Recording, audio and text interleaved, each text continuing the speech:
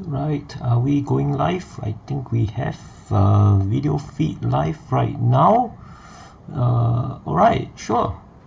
So, just before we start, let me close up everything.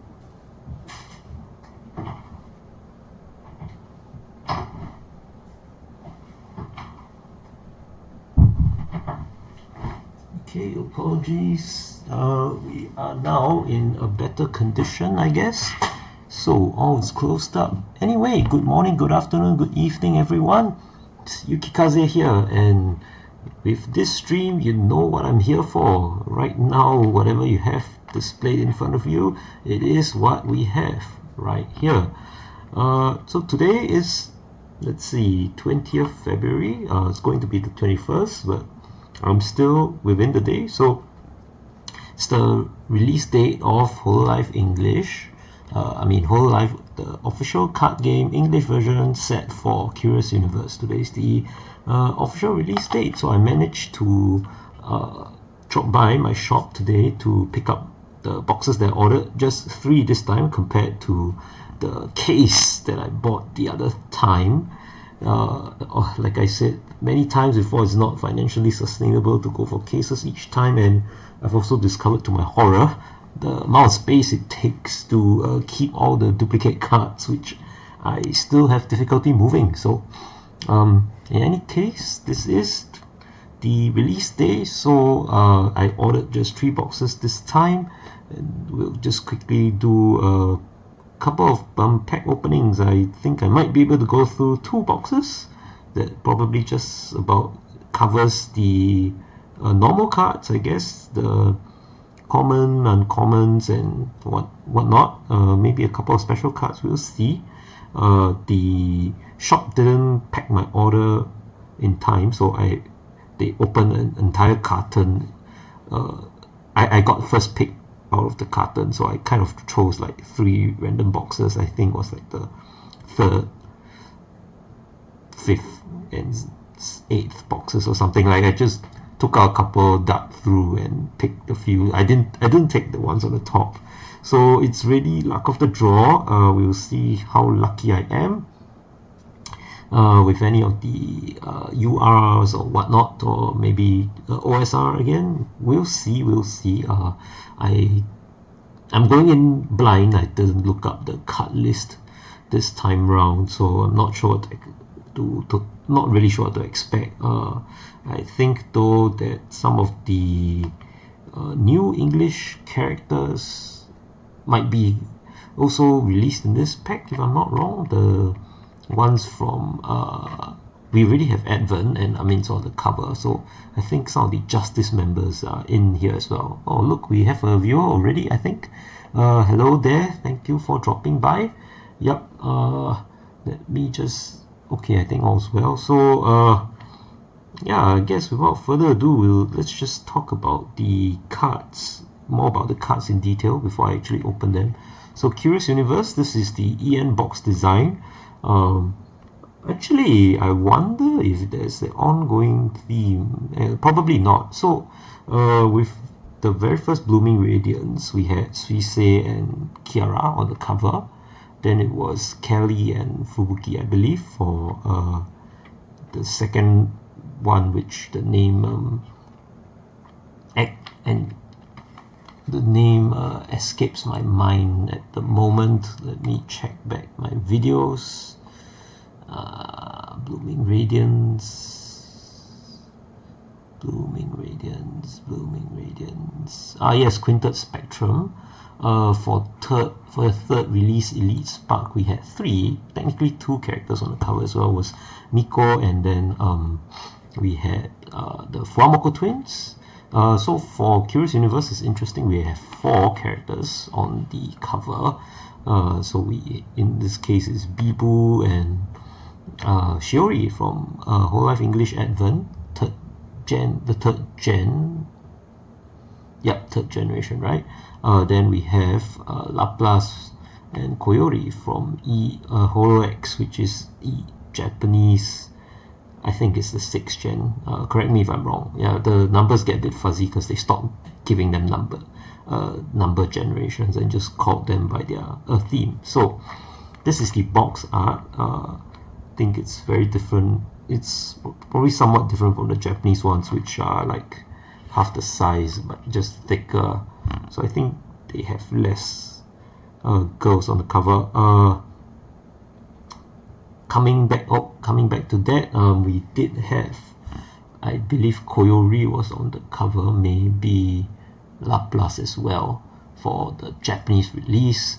Ironically, or maybe, okay, it's not irony, but just, I guess it's kind of a full circle thing, because considering I was aware of the cards, but my very first pack, which I guess after which I decided to buy more, was a Japanese Curious Universe pack. So I remember getting a Shiori common and a couple of, I think it was a Laplace mascot and so on and so forth. So kind of a full circle thing here. We are onto Curious Universe. Just a few comments. I have kind of have one comment about the box. It feels more matte. The surface feels a bit more matte compared to previous ones, which I thought they were a bit glossy, but I went back to check and they weren't. So I'm not sure. They kind of just felt like normal cardboard, but this has a bit of a more matte feel to it. So I'm not sure what to make of this. It's not a bad thing, I guess. Neither is it a super good thing. It's just normal. But I mean, let's just appreciate the art for a few moments for what it is, right? Yep.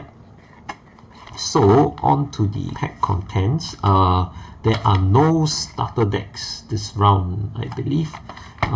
There were in the Japanese version. Yeah. So anyway, yeah, the English. Oh crap! I've lost the video feed.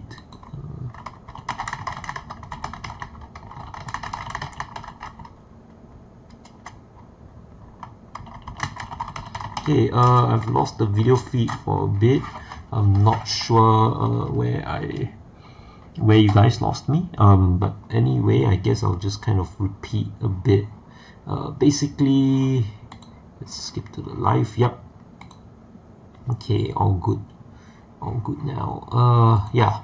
So where was I? Yeah. Okay. So basically, as I was saying, for some reason, we do not know why, there are no starter decks included with the English release. So, but I believe some of the cards have been put into the English release, so the odds might be a bit different. Also, I think the new designs, there's some couple of new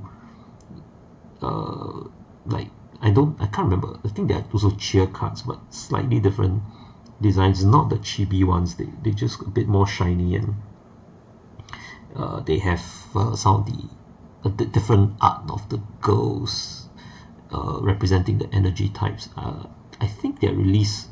I think they're in this they are in Curious Universe onwards, or it could be set 5, Enchant Regalia. So anyway, we'll see. Let's see if any of these cards pop out. To be honest, I think I was looking at some of the Kanata and Marine starter deck cards. I think they look kind of pretty good. So hopefully we will get some of that. As for the cards in the list, like I said, I can't exactly. I didn't really look, so not too sure what to expect, other than some of course these 4 girls, right, and maybe some of the Justice girls. That's about it. Yeah, so without further ado, let's open the first box. And I'll set aside these 2 for later. We're not gonna. Yeah, okay, so okay, this is actually interesting. So unlike the previous cards in the series, previous packs in the series, you know, which all the designs are the same. Oh, wait a minute, what the hell is, okay, it's interesting. So yeah, this is one thing I've noticed, and I'm just sharing with everybody. So since there are 4 girls in this pack, and they split them separately for the card art. So the EN girls take 1 pack in itself, very interesting design, and then the JP girls take up the other pack. So there's 2 separate designs for the packs now, so it means I gotta keep 2 packs for reference.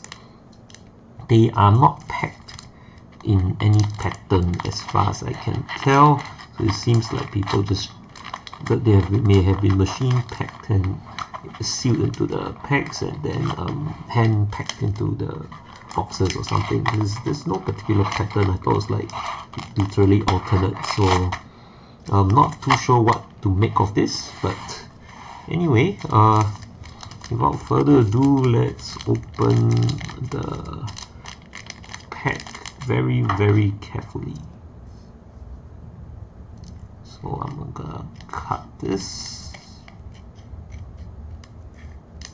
Alright, the first pack, and we have picked the JP girls, so that's Coyote and Laplace right here. Okay, 1 card at the back.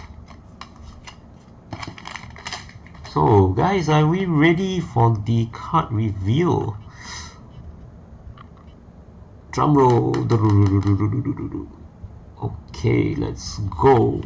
First card, as always, we get a shiny, and this is a rare card, right? I'll need to switch the feeds a bit. Yep, so as always, the first card is a rare. If we do a reverse open, camera needs to focus. Yep. Okay, it's a very pretty Lami. I mean, Lami has always been I liked her entire character design, so yeah, this is really great. I love it. Elf years, knife years, a new thing for me. I didn't really discover them until like Free Run, the anime. So yeah, knife years are kind of attractive. Too bad they don't exist in real life. Yeah, that's basically her in her default costume, the beret, the white theme dress, carrying flowers, stockings, so showing a bit of Zentai Ryoiki. Right there, that's a class B, I think. Yeah. No, sorry, S is the class A, because S is the one where there's very little space. The less space exposed, the higher the ranking. Yep, so okay, Zentai Ryoiki over here with a Lami. Also, it's been 2 months since my last videos about, so yeah, I hope everyone's doing fine. It's the Lunar New Year period as well, so before I carry on, yeah, I just wanted to wish everybody a very happy Lunar New Year if you celebrate the holiday.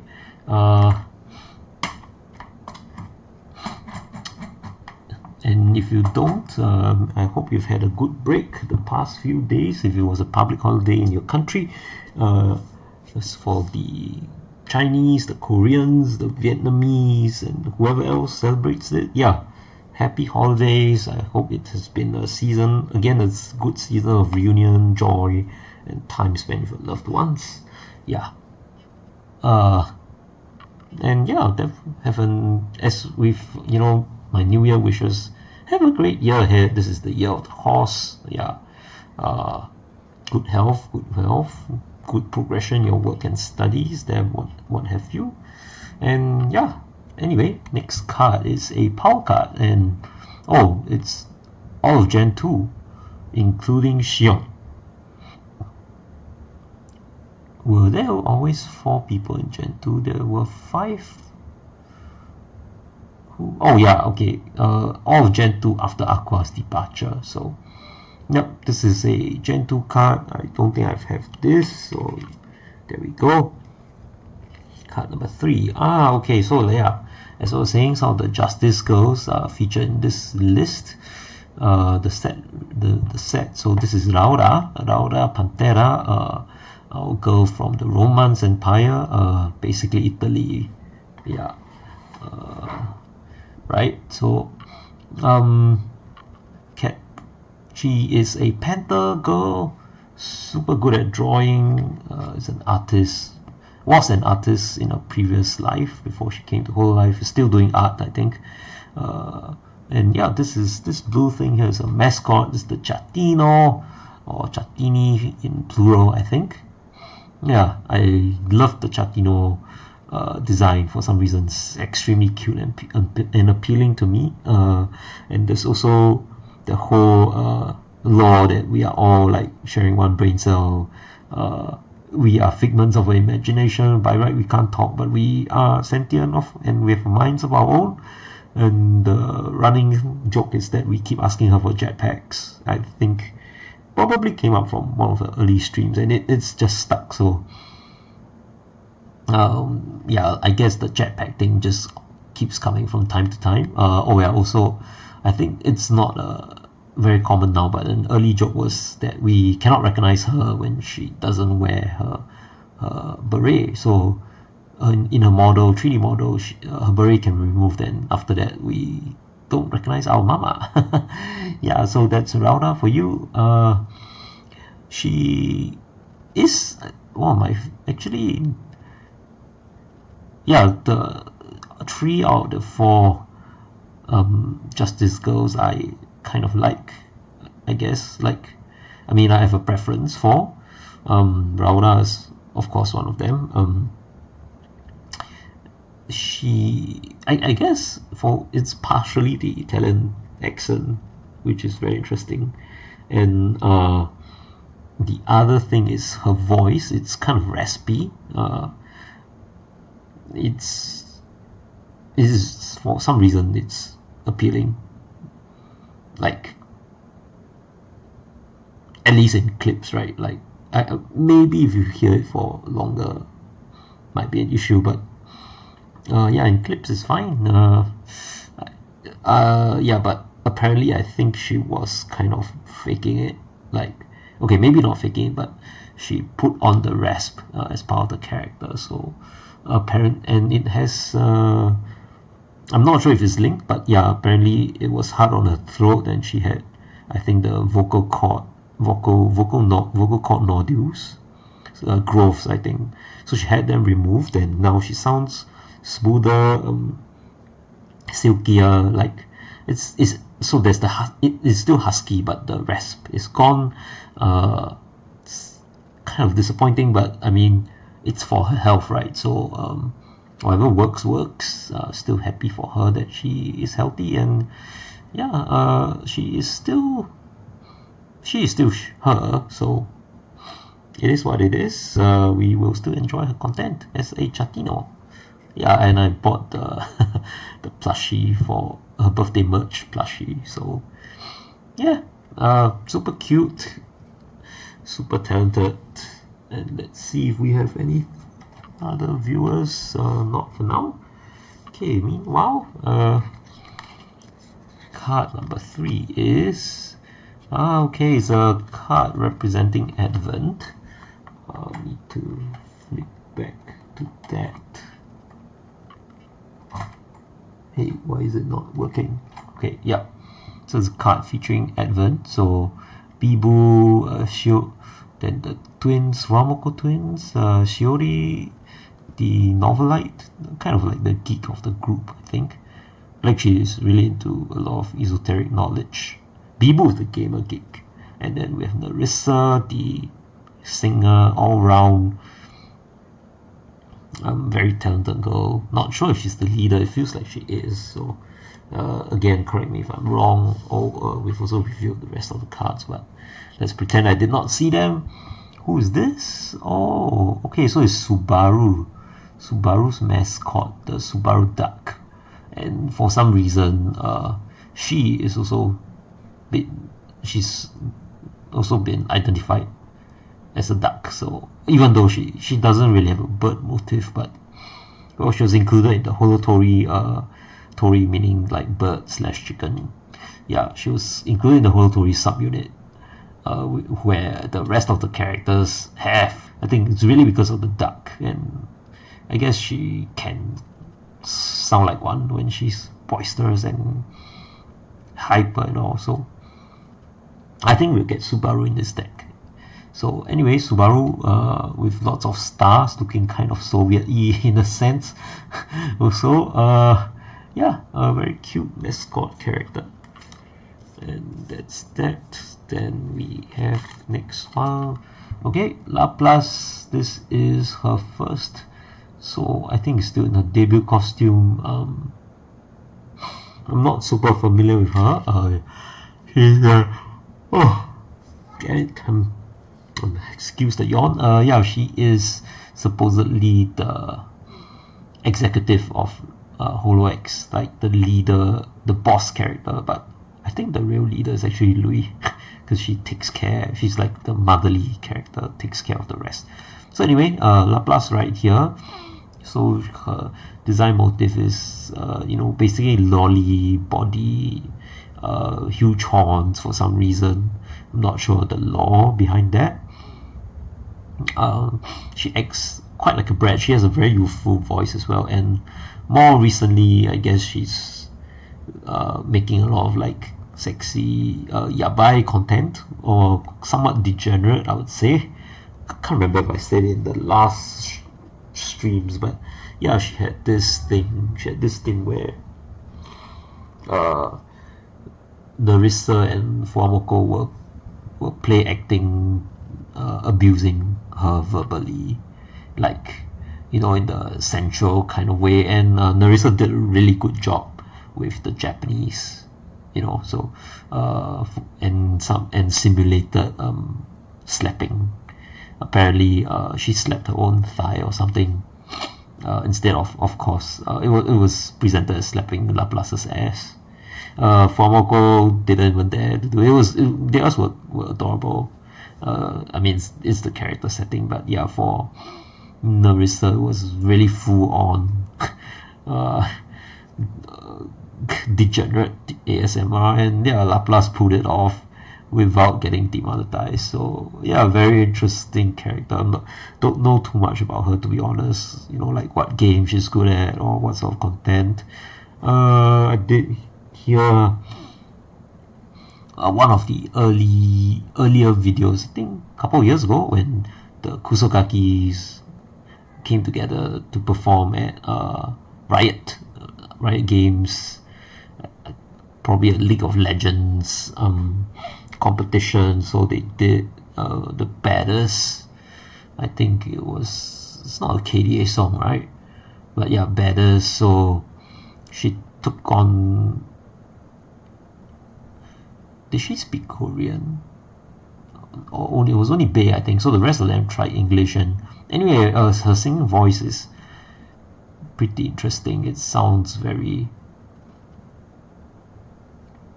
It's like it sounds like a kid, but a mature kid, you know. I don't really know how to describe it, but it was kind of enchanting. Yeah. So there we have it. Laplace, the first Kusogaki. Okay, yeah, I've been watching a lot of her clips recently, and the Cecilia Green from Hololive English, Justice as well. So she is Raura's genmate. Apparently she's from she's full-on German, so she's from Germany, I believe. Her theme is that she's an automaton, basically a doll. So that explains like the lines you see here. They are like joints for her arms that her creator gave her, and she's clockwork. So this thing is the clockwork key that you have to wind up. It spins. Her current model has it spinning, so it's really interesting. Yeah, I've been watching a lot of her content recently. She is very entertaining, both on her own and also with Gigi Murin, who is also just her genmate. They seem to rub off really well off each other. So the energy, you know, they bounce off each other really well. So, and the Auto Fister couple, they are known as because I think some early thing where Gigi, we're talking about D&D and thing, and Gigi said the monk class was the Fister because they use fists to punch. They didn't have any she couldn't remember the name, and she's automaton, so the couple name stuck, Autofister. Yeah, she's shown her here playing a violin of sorts, and she actually can apparently. Like, I think she's very musically inclined. Her singing is okay, I think, like not terrible. Definitely room for improvement. Yeah, but all round super entertaining. She can just yap for hours on end. That's crazy. Green Woman, very entertaining. I do love the design also. It's like just, you know, short hair and big skirts. She there's the German vibe to it. I think a bit of the, I think you can sort of see like the beer house girls. I don't know what you call that, but you know, like Oktoberfest when the girls come around and serve beer. Like, it's similar in theme, which is that, you know, her shoulders are exposed and all, because the rule of sexy. Yeah. So okay, Cecily McGree debut costume, and okay, we have Coyote from Holox, the brainy scientist character. I think I probably said some stuff about her in my previous stream on set 3, because I think we had some of her cards, especially in the starter deck. To be honest, again, not too familiar with her. She has taken over what Kiryu Koko used to do, the Asakoko. Actually, no, a few of them have taken over. Like, there's a lot of them. A couple of girls do the morning news channels now, quote unquote. So she's taken over that. What is hers though? Asakoyo. Asakoyo, yeah. So like she reports on, I guess, Hololive news, newsy stuff for content.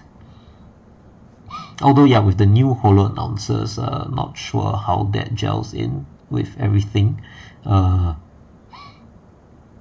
again, I don't watch Asakoyo, so hard for me to say. This is the default, as I've said, you know, the SOP lying on the white sheet design, and, you know, always, you know, just looking at that come hither look on their faces. She has colored test tubes because she's like the brainy scientist, and she mixes chemicals around. Actually, I think, they kind of represent all the Holox girls, don't they? Red used to be Chloe. I mean, Chloe has graduated. Green might be Iroha. Blue, who would be blue? I guess Laplace, but blue purple. I guess then Louis would take the orangey color, though orange is not really a color, so I mean her color, not her color. Okay, maybe I'm overthinking this, but yeah, yeah, and her character, yeah, the Fox girl, she's a Fennec is the Umarupo girl. She's just a regular fox, I think. Yeah, K9 for sure. Her body figure, I think it's not as lewd or busty as like some other characters, but definitely there's some amount of up there on the chest, so she does have some sex appeal, I would say, which, you know, appeals to her fans, I guess. And yeah, visually, no issues with the design, of course. Yeah. What else? I'm struggling to find stuff to say because I don't really know her that well. Yeah, if you know anything, drop in the comments, let me know. And else that really marks the first pack. Very interesting set of cards. Oh, I think we're getting the race car Iris, which I actually bought off Taobao, so I guess I'll have more dupes, and that was the Japanese version. Maybe it'll be easier to move. Oh, we have another viewer, so thank you for dropping by, thank you for coming. We're on to pack 2. Let me see if I can, wait, I think I should open, hang on, let me just do a bit of, what do you call this? Alright, I'm monitoring this on my phone now.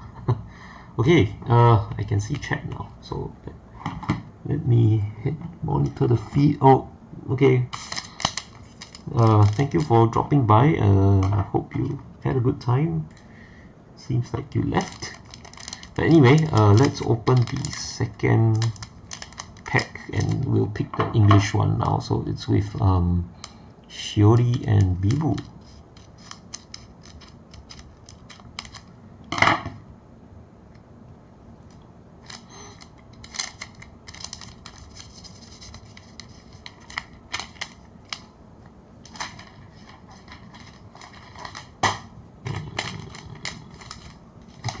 Okay, yep.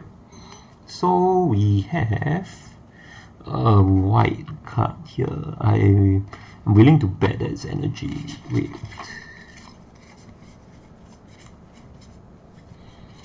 Yeah, because we don't want to get ourselves too excited.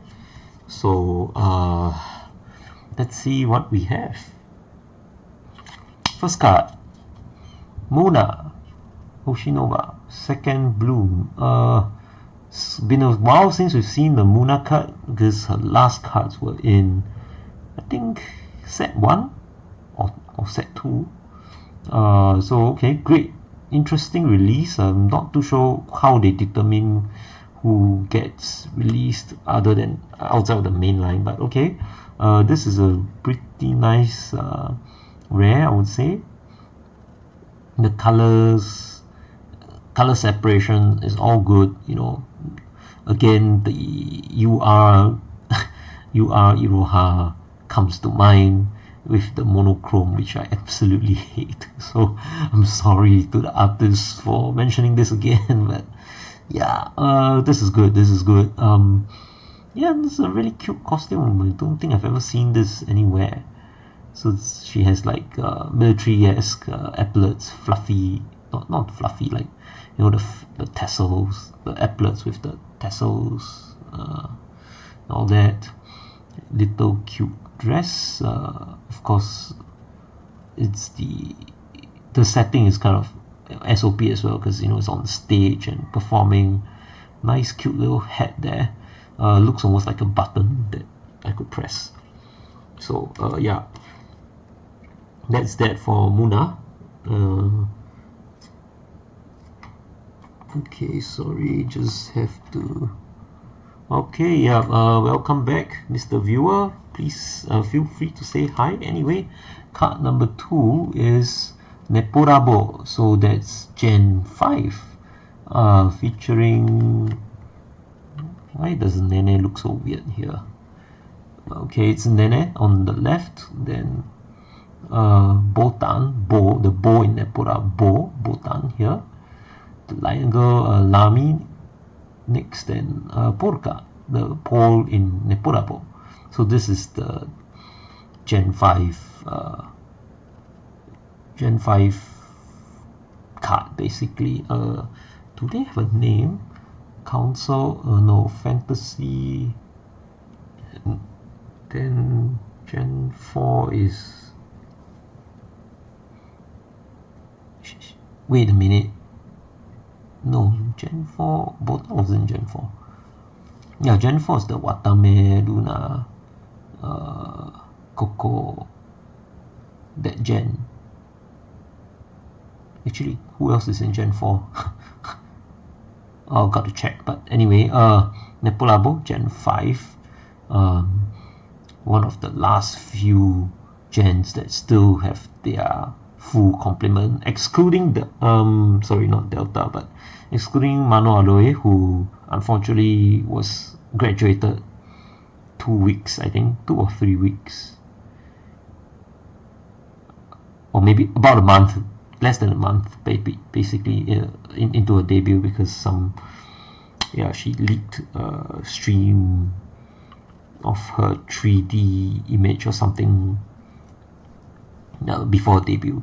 So yeah, anyway, she's doing quite well as an indie now, as Delta, like Delta. So if you like to, you know, check out who she is and, you know, she might have had and how she might have fit into the group. Yeah, just check her out. Delta, yeah. So excluding Delta, because I mean she didn't spend too long with the group. This is one of the last few all fully intact groups with no graduations yet, and hopefully not for 2026. 2025 was a really bad year. I think we've had how many? 8 or 9 talents and staff leaving. So apparently in a recent article that the Hololive Corpcoms produced, it was an interview with the their VP of talent management or something. So apparently they have like new support processes, new comms channels.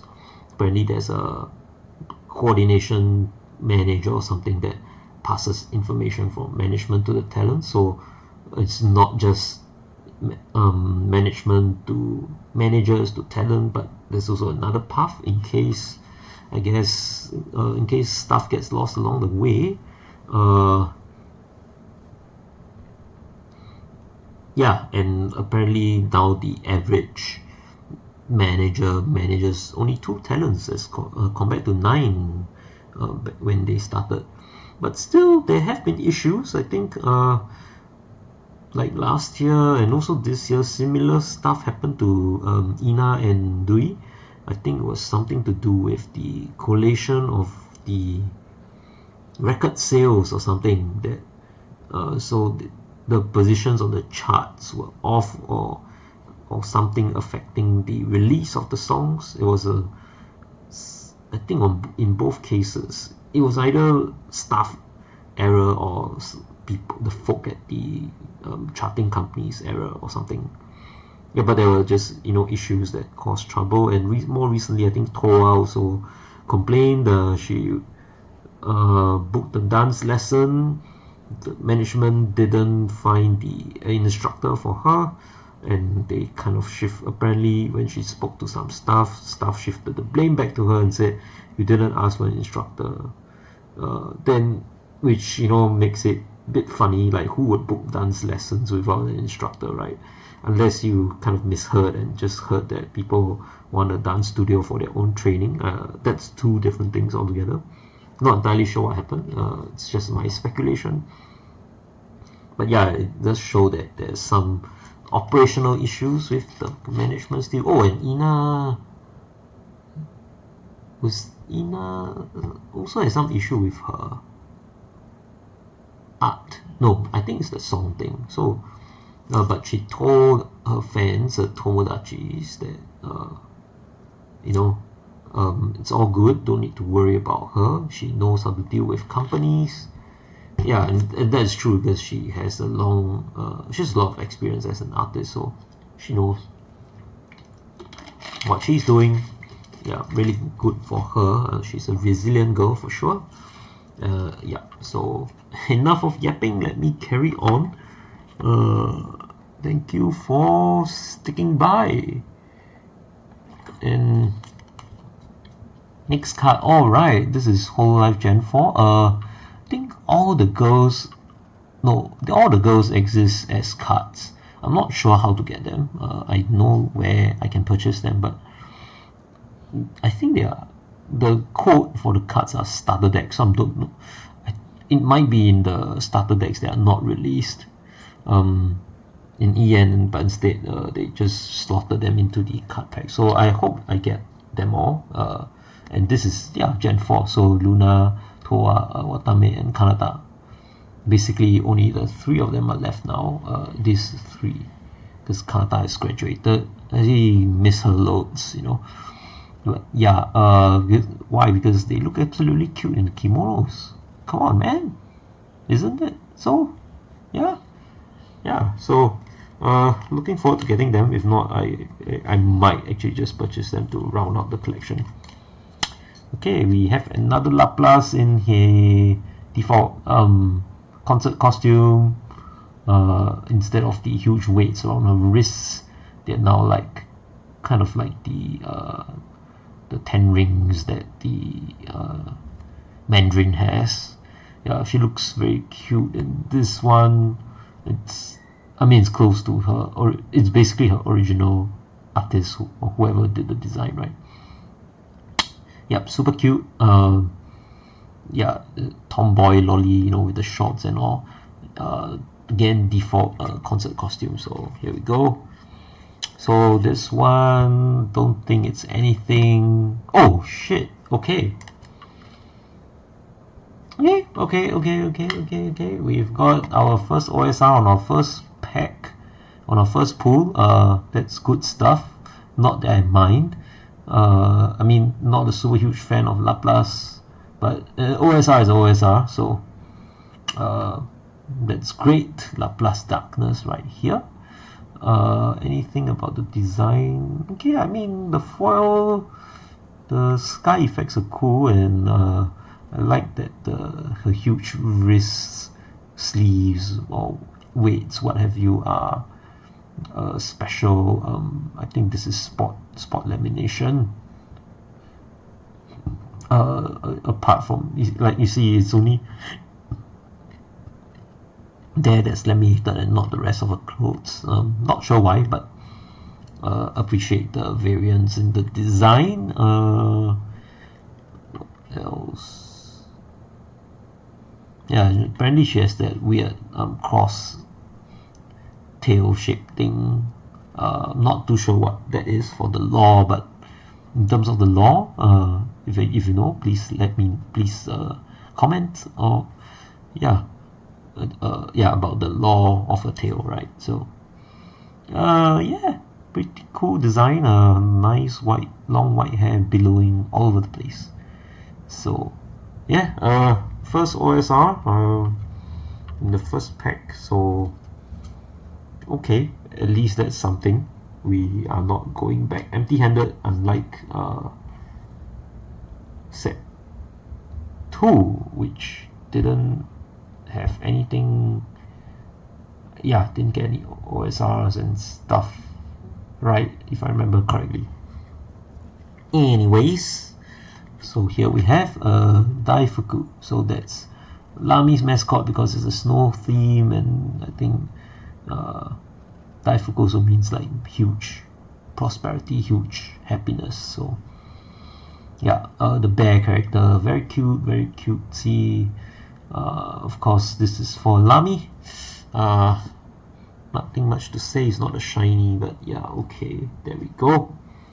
Second last card. Okay, we finally get a Subaru debut. I think in the last starter deck we also had a Subaru. So it's default costume, slightly different design, I'm sure. It's in my binder somewhere, so I can't pull it out right now to compare, but yeah, it's probably just like different hand poses or what. It's her favorite, one of the opening lines, Ajimaru. Actually, why does she even say that? I'm not sure the reason. Maybe like Hajimaru for start, to like say I'm starting something, but Ajimaru because it's cute or something. The next one is probably her intro translated to English. Is kind of lost in translation because there's no feel to it. Like, you know, sup, I'm Uzura Subaru from Hololive 2nd Generation. Yeah, her intro line, I think, so she makes some noise. I think it's the Juas or what? Shuba, not Shuba. I think it's like Juas, Hololive Nikise Uzura Subaru desu or something thereabouts. Is it?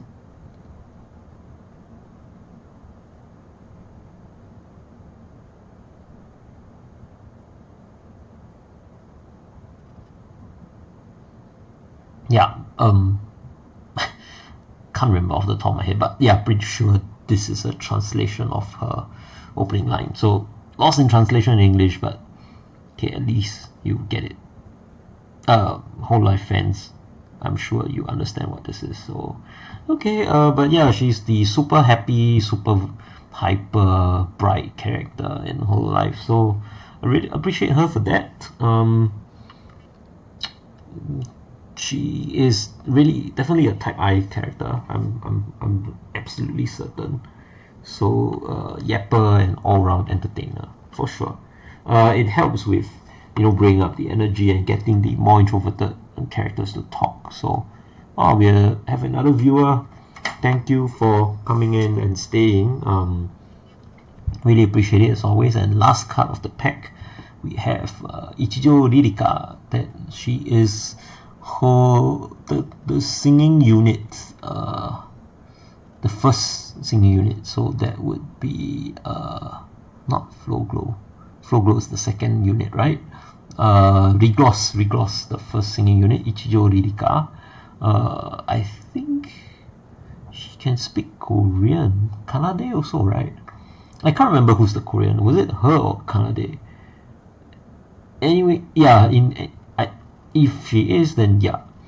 Regloss has 2 Korean speakers. One of them stayed in Korea for a while. I can't remember if it's Kanade or Ririka. Yeah, I might have gotten my facts mixed up as well. Kind of lazy to check. So anyway, yeah. Language abilities aside, what else? Oh yeah, I mean she can speak English pretty good as well. I don't really follow the singing units that much, so don't know her content. Apparently she does like cursed cooking streams. Not as bad as Hachama.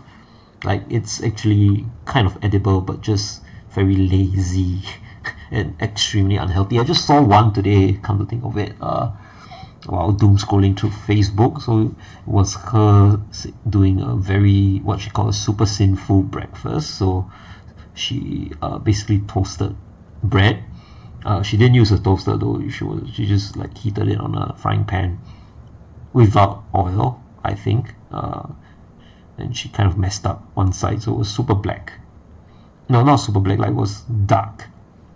There were burnt parts as well, but I've seen worse. So anyway, now she did that for the bread. Then she basically fried 2 eggs and some mushrooms in a lot of oil, and I'm not sure if it was a misintention or not, but when she put the eggs onto the bread, she also poured the oil on top. So you're soaking the toasted bread in oil. And then the mushrooms came on top, and she says it was heavenly. But I don't know, man, like you go all the way to toast the bread, make it crispy, and then you just soak it in oil and defeat the purpose of toasting a bread. So she's done other stuff as well, like just rice and sausages or something. Definitely, I mean, it's edible for sure, but they are extremely unhealthy, and that's content. Regardless, that's content. So that's Ririka for you. I think she's a bit of the unhinged kind of girl in Regloss. Yeah, I'm not too sure about their singing and stuff, but I guess kind of recent news. Yeah, so Kiara and the 3 R's, so Ririka, Raden, and Roboko, went to the Maldives for a holiday. So I've heard a bit of Raden and Kiara and Roboko sharing. Apparently, hey Howie, hello. Yep, I'm doing a live stream, card opening and yapping, basically. Nice of you to drop by. I really appreciate it. Yeah, anyway, going back to my yap. Yeah, so Roboko shared that Ririka was freaking streaming at the time where they were supposed to meet at the airport. Apparently she misjudged the timing and all that shit, but because it was so early, I guess they still made it on time for their flight out to the Maldives. Kiara shared that after that tennis game one of the nights, and they went back to their room, their villa. They were all feeling very hot, and Ririka was like, I'm gonna get into the pool, and she got in her underwear. And not Raden.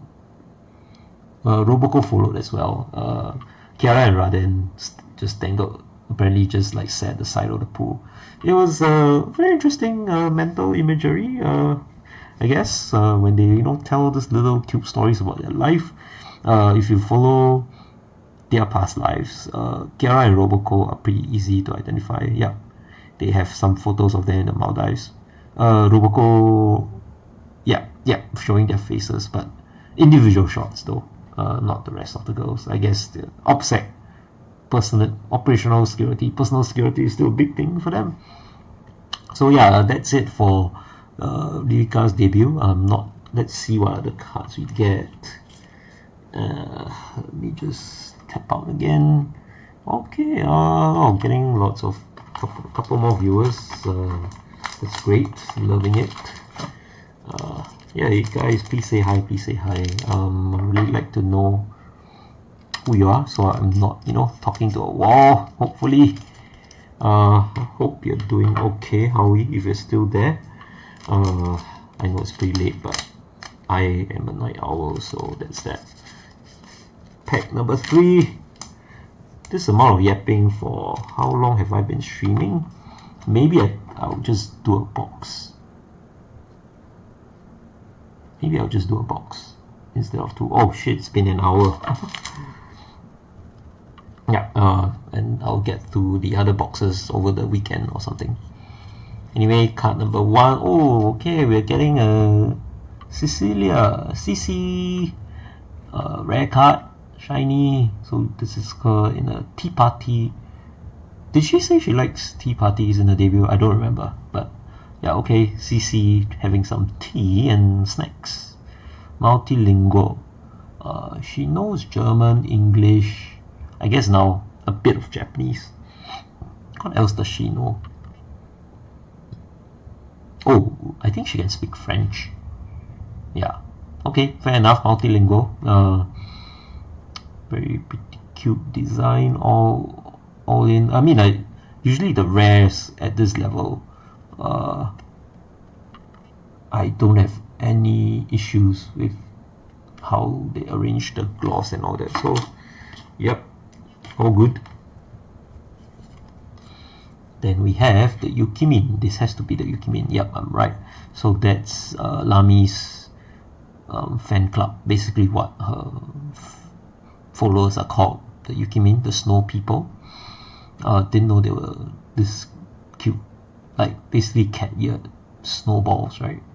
Yeah, interesting. Let me do this so it's easier for me to put it down. Okay, OSR, great OSR so far. Okay, so interestingly, we have our first repeat card already. Advent again, not shiny. I'm not super keen on power card shinies though, in any case. Okay, so we have Kyla here. Hololive ID Gen 3, I think. She sounds the most mature among all the Gen 3, other than Reine. Probably is as well, like in terms of age. So, almost kind of, she sounds kind of almost like a auntie in a sense, but like not that old, but definitely more mature. Interesting girl. Apparently she also does. She's like Korone hardcore streamer, hardcore gamer, will do hours on end. Okay, come on, focus, bro. Focus up. Yeah. I don't know too much about her because I don't really follow content. Apart from her interesting interactions with Bibu. Apparently they hit it off quite well as a pair, and she calls her Kaoseki Bijo, like she exaggerates the pronunciation, and Bibu goes Kyla, like calling her elder sister and stuff. Oh yeah, Jadon, my soul. This thing over here, it's a reference to the telephone game. Something I can't remember who's. There are quite a lot of participants. Bei was one of them. Bei might have been the final person. There was Miko. I think Kyla was in between. Kobo as well. And a few characters, and I don't exactly remember the line now, but something about breakfast, my shout. Oh wait, I think Bei was the person who gave the question. So my shout is a very Australian thing, like I'm treating breakfast. So somewhere along the way, I think it was probably Miko or one of the Japanese girls who misheard and just went along with Jadon my soul, no, Jadon something. Then I think they came to Kyla and she's just like Jadon my soul or something. So it just became a meme and it's super funny. So I think it's really interesting that for this kind of stuff like Hololive, the content and the memes and the lore have a life of their own. They develop on their own, and the community rallies around them somehow. They must be entertaining in some way, but you know what is entertaining and what is not is kind of unpredictable. Or maybe there's certain, if you study it, there might be some certain characteristics that make things stick. Yeah, but basically the whole life, the different memes that are ascribed to the talents, how they come about, it's really interesting. I think somebody should study this. You might even be able to write a PhD thesis on content generation as virtual YouTubers or something. Somebody should study that. Not me. At least not now. But yeah, yapping about Kyla aside, that's her in her concert attire. Okay, we have a repeat again. It's Laplace in the first, so in the first bloom. Then we have another repeat, Coyote lying on the bed, SOP Coyote. CC debut, it's a repeat. Oh, we're getting repeats quite quickly, huh? And okay, this is Kokoro. Okay, so that's because it's pink, it's definitely Coyote's mascot. So yeah, that's basically pack number 3. Pack number 3. Yep. And so we'll open pack number 4 now.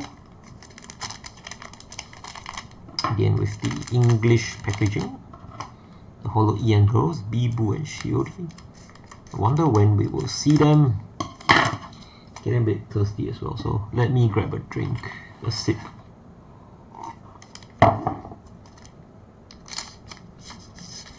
Okay.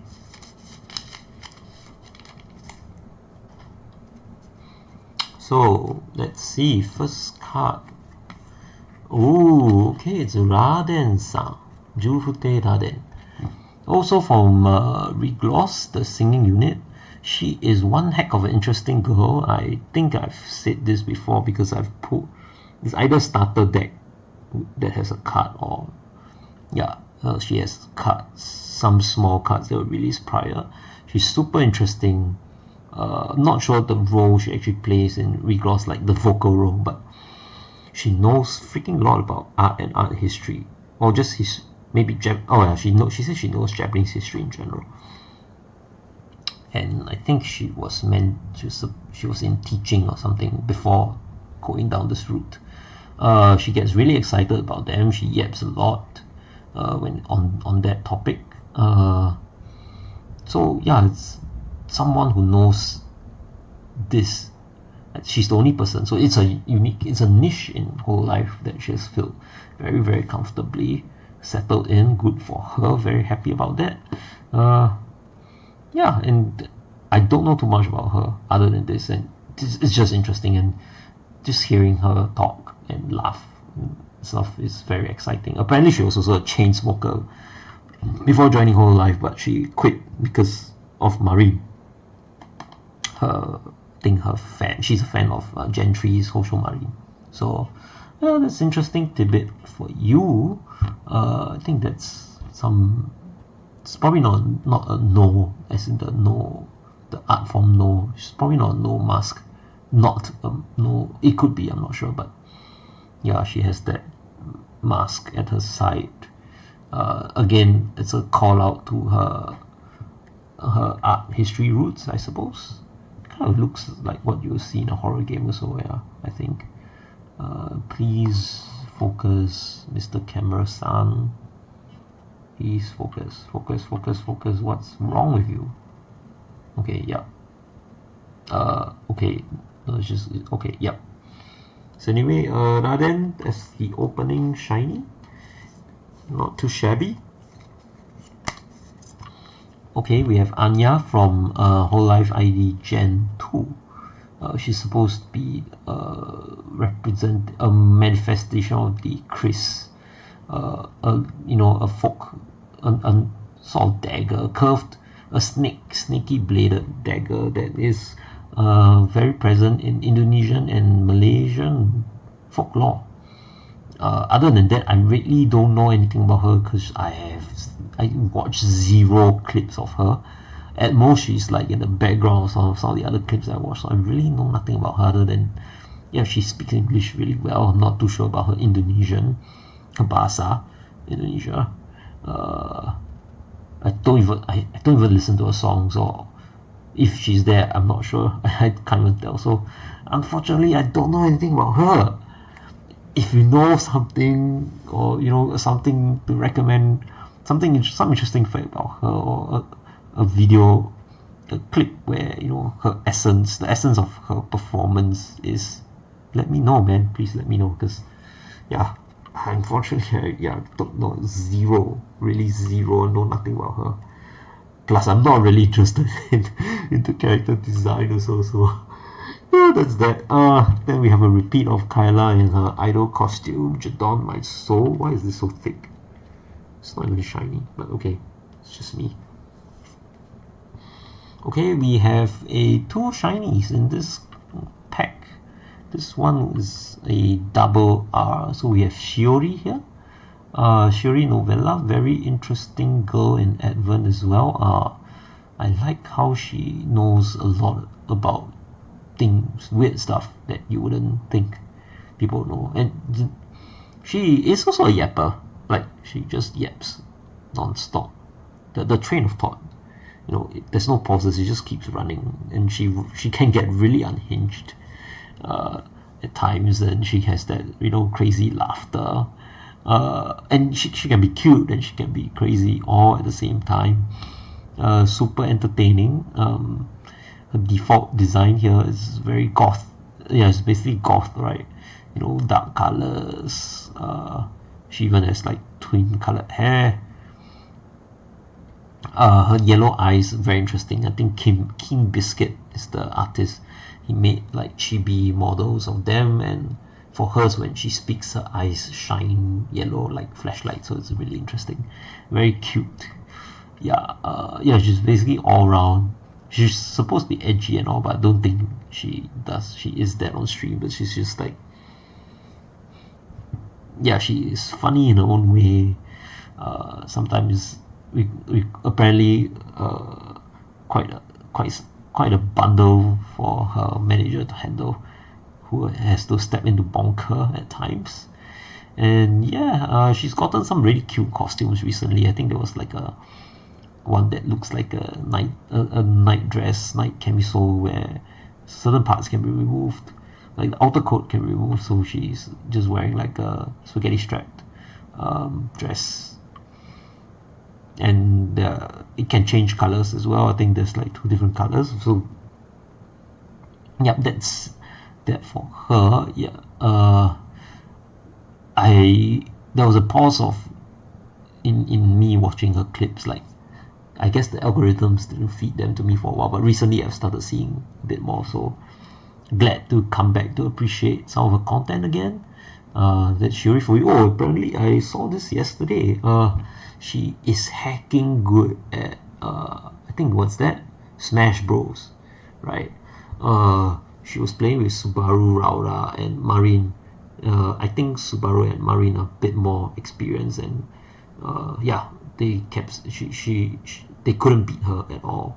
And yeah, they were saying like Jigglypuff is a weak character, but she already trounced them with Jigglypuff. So it's basically skill.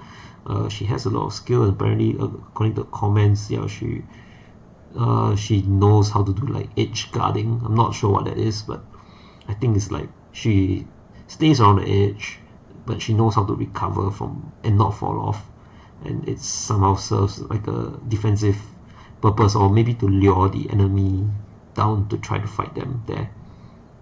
So apparently she knows this. She knows how to recover from that. So that's apparently a mark of skill. So yeah, there you have it. Super good at I think Super Smash Bros or something. Yeah. So there we have it. this is a default costume, but all around again great foil design. I'm not sure why there's that, you know, that diamond-ish parentheses bracket style print there on the foil. Not sure if there's a design purpose, but yeah, all around this still looks like a very pretty card. And then okay, so this is Lamy in her debut costume. We have her holding the packed flowers earlier, so you can see again this one aims for a bit of like the whole, you know, male gaze, sex is great, you know, night, because of the quite prominent chest. What the hell? Okay, let's see card text. What the hell is Lamy Yuhu? Does she even greet that? Her greeting is Kon Lamy, right? Yeah, correct me if I'm wrong. What kind of localization is this? Lamy Yuhu! Okay, weird, but yep, Lamy debut for you in her debut costume. Don't remember the jacket being this blue, but okay. Yep. Okay, so we have, I wonder if GG is in this deck as well. So this is the third, but this is a spot card, which means I don't think we'll get that much cards of her in this release. We have, I think she's the leader of Justice, the Gen 4 of the Hololive Girls, so Elizabeth Rose Bloodflame, also known as ERB or Herb. I guess it rhymes with the herbs, you know, like in Chinese, you know, 草药花草, in English, you know, those flavorful plants, right? Yeah. Apparently she is I think her past life she was a voice actress or something, so she's really good at imitating other girls. Pretty decent at singing, one of the better ones, I would say. She's British in character as well as in real life, apparently. Yeah. And so she has, her theme is kind of like knightly and all that. There's that flame in the middle of her chest, not, I guess, just a design quirk. I guess in some of the art we'll probably see her with a huge broadsword. Yeah, she carries like a two-handed sword with her. So very, very British.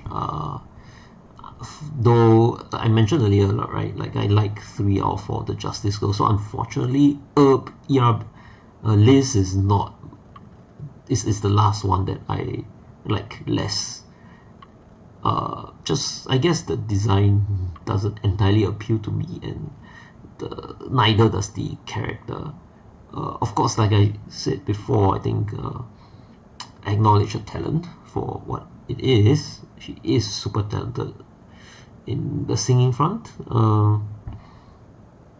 But yeah, other than that, I don't specifically watch her clips, but yeah, maybe after this, you know, the algorithm will serve me up something, and maybe my opinions will change. I don't know, but yeah, I find the other 3 more entertaining, and yeah, so that's basically it. I'm not over explaining things, I hope, but yeah, I'm sure she has her fans, and if you like, and again, she is the most powerful singer in Justice, so that's got to count for something.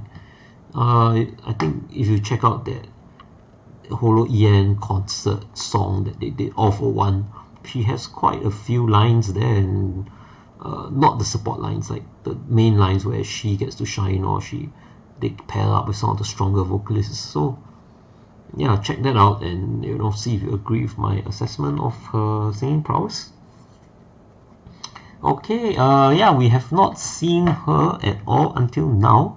The final piece of Gen 1, the super cute, yeah, she acts like a cute little girl, Natsuro Matsuri, aka God,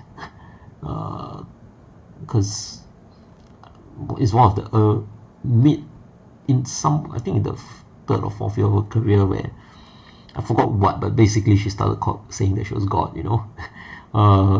Maybe because she did something in the game. Yeah, she is whole life symbol of purity, supposedly say so, but no, she can be very yabai. when it comes to be very perverted and stuff, usually girl action. But yeah, she's super good at super good at acting cute. So it makes guys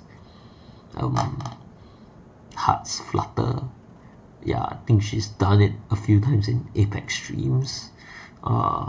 We also know her real life person is just cute in general. This one would dox her, but as I've expressed before, I don't have qualms revealing their past lives because to me it's for information. But I mean, do what you have. If you don't know, yeah, do make what you know. Do what you will with the info. Sato Nozomi is her real life persona, and she's actually an idol as well. So she runs idol businesses on both sides. She performs. Like, heck, I just saw a video of her, a clip of her as Sato Nozomi, and she was streaming and she was talking about recent concerts. So I don't know which one's the side gig now, you know. But then again, I've not seen a lot of her content recently, so maybe the idol thing, because she has schedules to follow, right? She's just balancing it somehow. Yeah, the Washoy, I guess because it's kind of like something that you'll hear very often in the songs that are sung, or the cheery shouts you hear at festivals. And because Matsuri,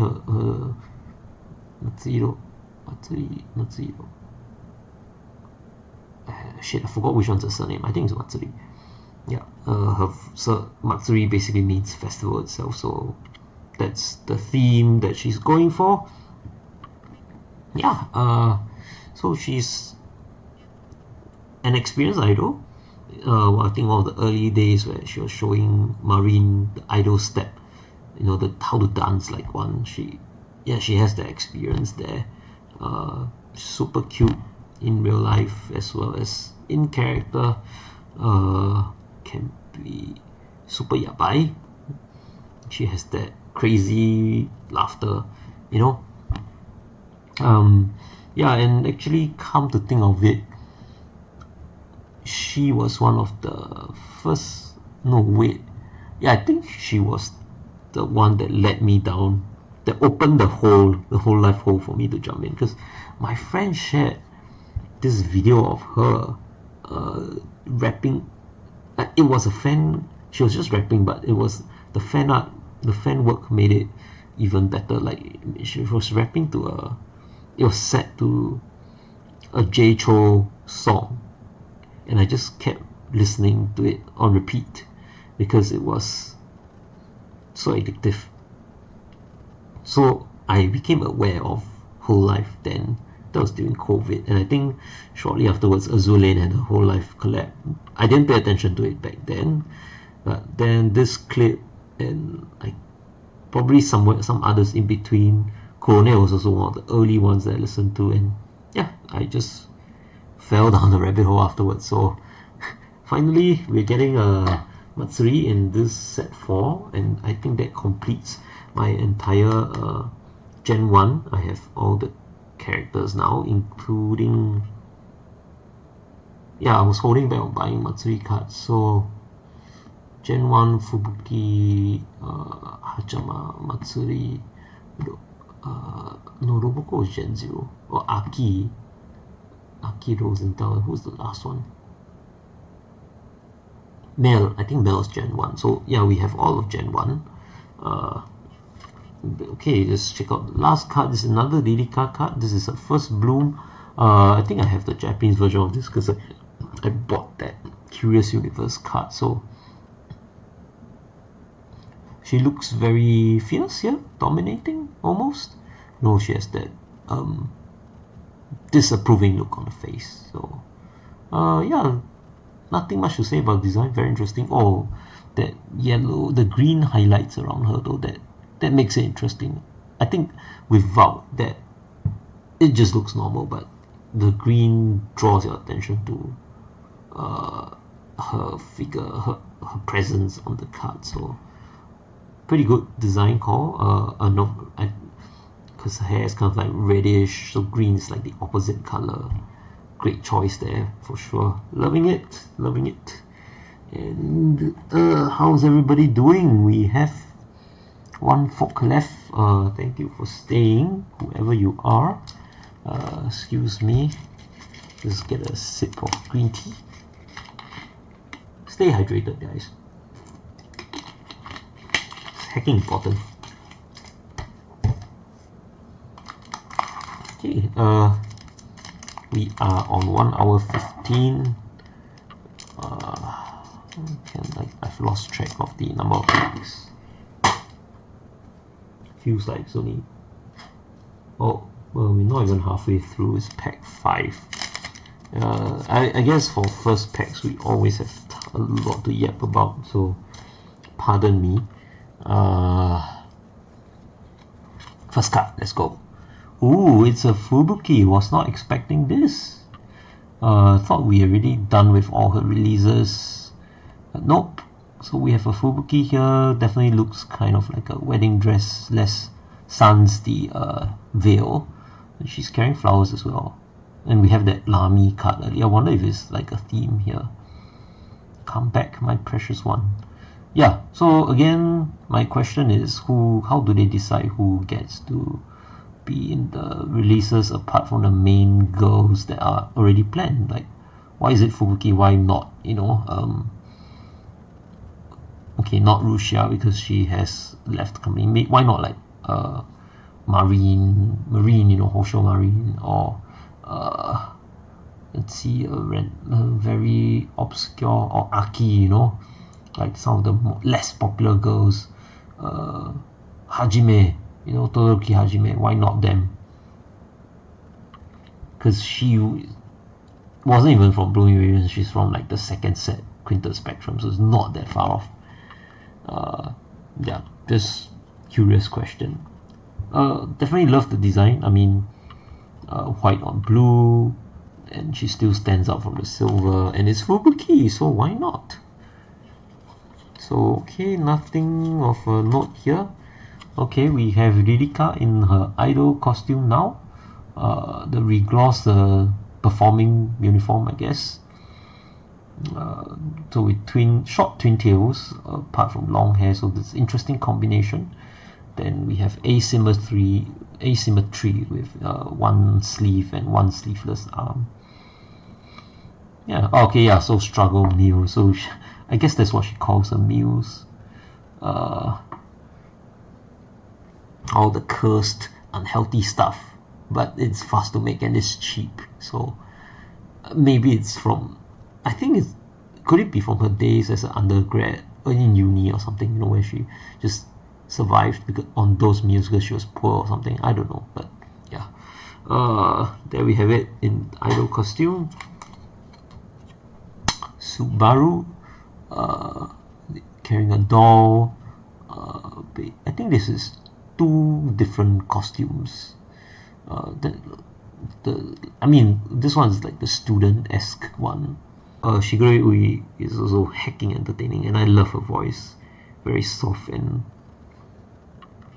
feminine, and just like how the way she banters with chat, you know, the very cheeky back and forth.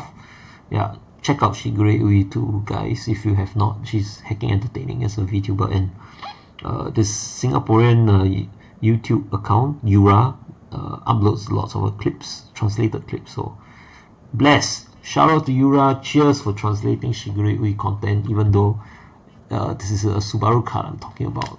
Can't think of it. Who's the art illustrator? Let's see. Can you focus? Focus.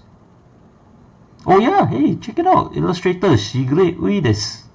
Alright, Ui Mama drew this for her daughter. Right, glad to have a Shigure Ui card with me. It's good as having Shigure Ui, I guess. And yeah, okay, that's a very cool discovery.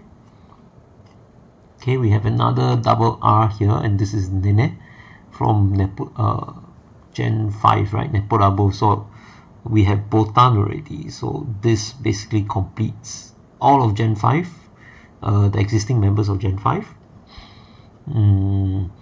This is, from a certain perspective, you can say she looks like a giantess here. Yeah, I'm sure there's not the intended what do you call it? The intended interpretation, but yeah, she looks like she's riding on a. Is that a broom or some plant?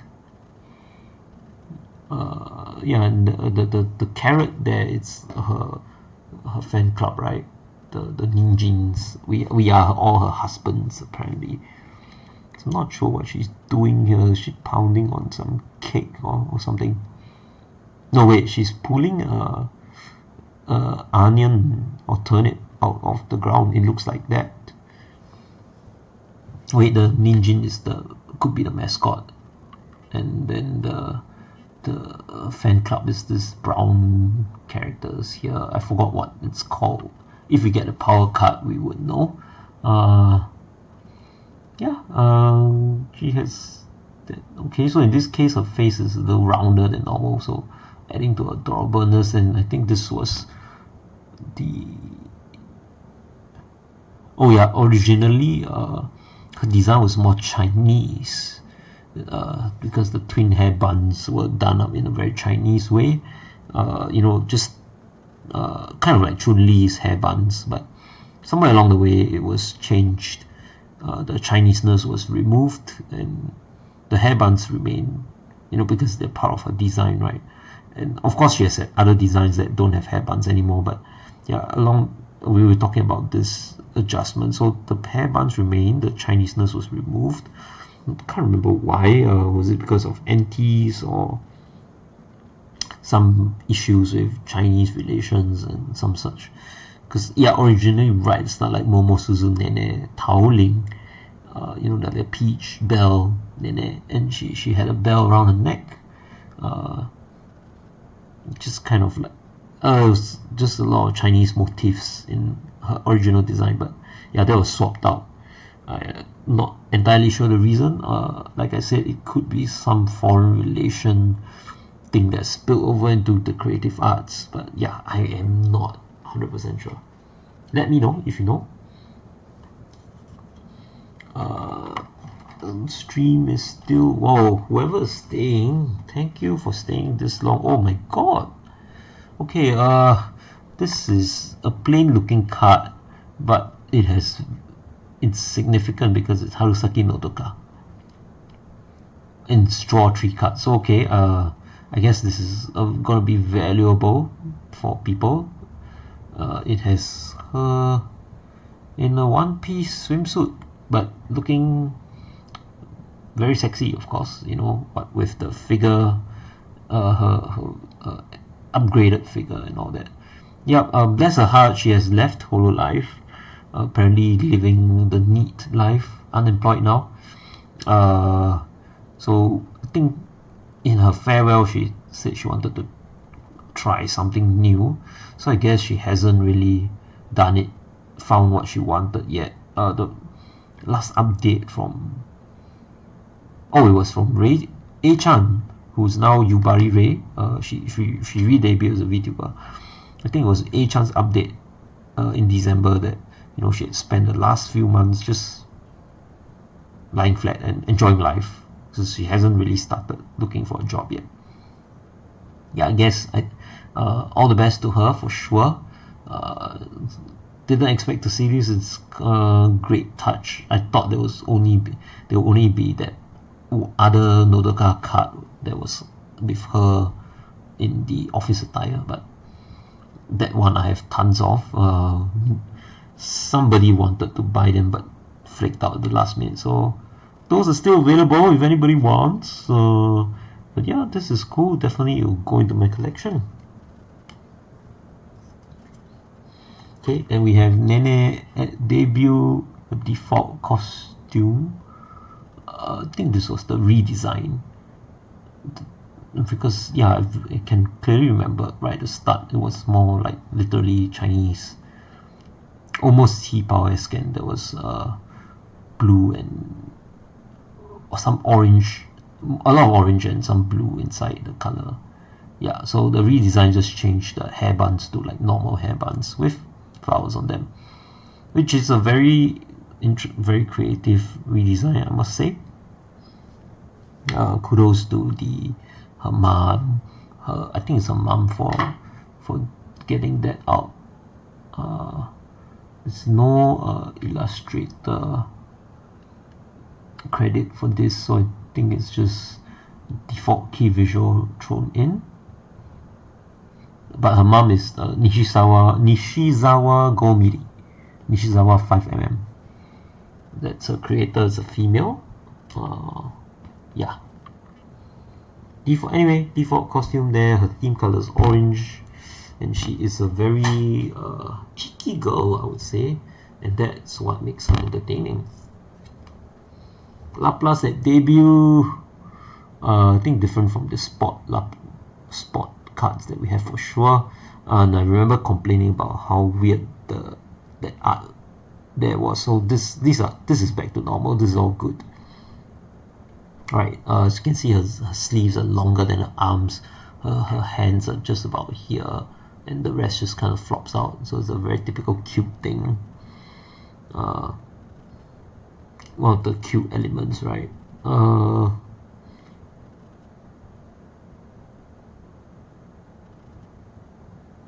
Yeah, then her line here is, I think it's a reference to opening, but for the love of God, I cannot remember what it is. It's very chuny, like very chuny bill, you know, very cuckoo, lost in your own world kind of opening. But yeah, if you know, again, please comment. But if not, you can always check out her clips to find out what her opening is. Okay, and lastly, another CC card, First Bloom. So guess what's she carrying here? I thought it was an umbrella, but it's not. I'm not sure what this is. Is it an instrument or something? Yeah.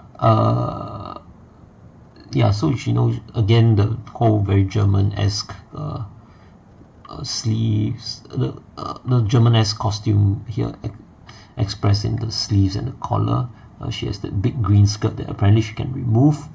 Recent 3 model allowed that. So underneath is like some, like, I don't know what you call those like flat out shorts. Not bloomers, but kind of underwear-ish as well. But it's not. And her 3D model has really long legs for some reason, which, well, this is interesting. It does make her look, the 3D model looks a bit too slim though, but I guess design quirks. As for this card though, the art, I'm into, I kind of have some issues with it. Like, I'm okay with it, and at the same time, it looks kind of off. I don't know whether the face is too wide and it tapers off too sharply or something, and maybe there's like too much hair, so it looks a bit big, like a head. The face to forehead / hair ratio is a bit off to me, considering everything else is like petite and small, right? Yeah, I think that's what's bugging me. I'm sure it's artistic license over here, but by Qian-san, but yeah, it's okay, but not that okay for me. Really, my opinion only. So okay, that's that's the pool we have thus far.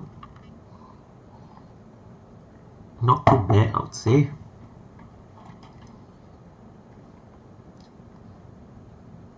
Oh, okay. I guess there's actually nobody in the stream now. I know who is the one person who's still there. It's me. It's me monitoring my own stream on my phone. I keep thinking this. Ah man, how dumb was I to think that there's one person watching me all this while. But how did I do it the other time? I don't think I was monitoring the stream on phone. I couldn't have been alternate tabbing all the time, right? But anyways, I think one pack usually would have one good card, unless rarely it's a OSR and something else. So the rest of it wouldn't be as exciting. But again, great pull with the OSR. Let's see what we have now. But before that, wow, damn, kind of tired, huh? Okay, so we have a shiny Laplace here. The background is shiny, herself is not. She is looking very gothic in this case. This very straps and chains, skull, you know, black, and looking very haughty, the ho ho ho kind of expression. Have you captured and probably tied up? I'm gonna do some BDSM thing to you. It sounds like that's what the expression looks like. Asymmetric stockings, yeah, the shirt tapering down to kind of like a, I don't know what you call this, half skirt cape, with a layered skirt down below. Very interesting, and again super black back. Oh wait, there's Chinese text here. Oh yeah, okay. So it just basically says that she's the leader, the general, so-called the general of Hololive. Yeah, Puras Darkness is supposed to read her name. So what is this kanji in Japanese? In shuai.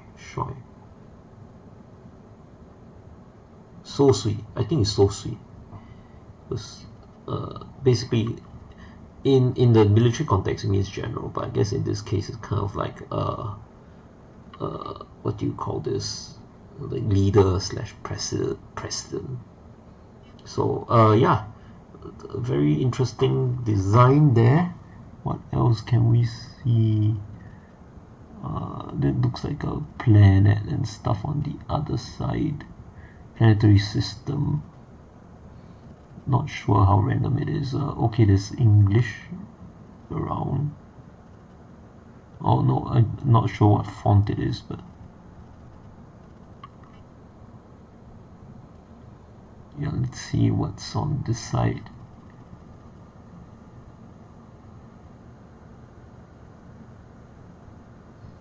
Wait, it says the Great Laplace Darkness. Wait, let me read it. Okay, fuck, it's too small, I can't see on the card itself, so I have to rely on this.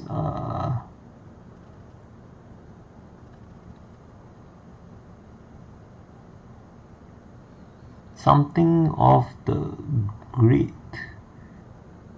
Laplace Darkness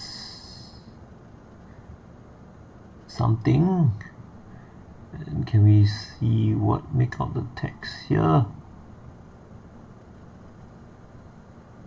My in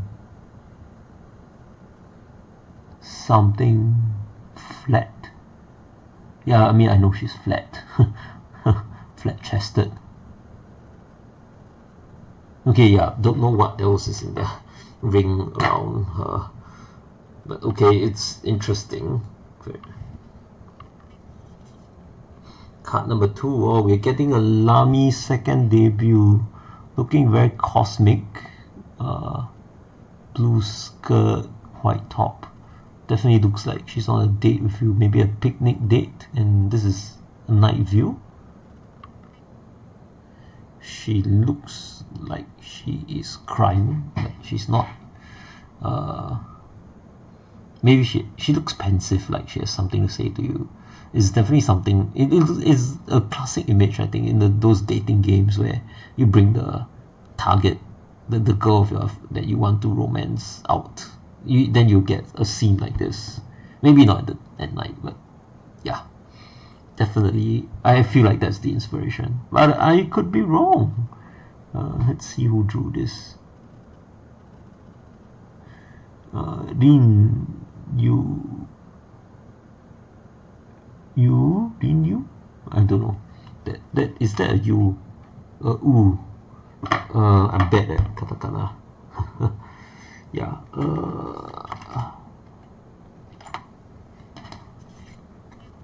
Oh crap! Spat.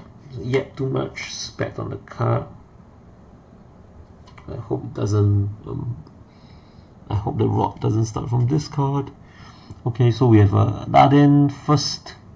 Well, she looks a lot more feminine and soft compared to the other Raden card that I shared. Neck looks a bit unnaturally long here. Her super long twin tails or something, and it's very interesting. Actually, the black bodysuit plus whatever clothes combo is actually kind of hot if you think about it. I guess it's the same effect as black lace, not black lace, just like dark black stockings, you know. It's showing skin but not showing skin. Yeah, thank God for whoever created that, I guess. And yeah, for Raden, it fits her design somehow. Yeah, I don't know how, but it's amazing. Although the face looks a bit too slim here, I don't know. Of course, and that long neck, unnaturally long, but this is the default idol costume, so there we have it. Then we have, okay, another one. We're pulling a lot of RRs in this pack. I wonder why.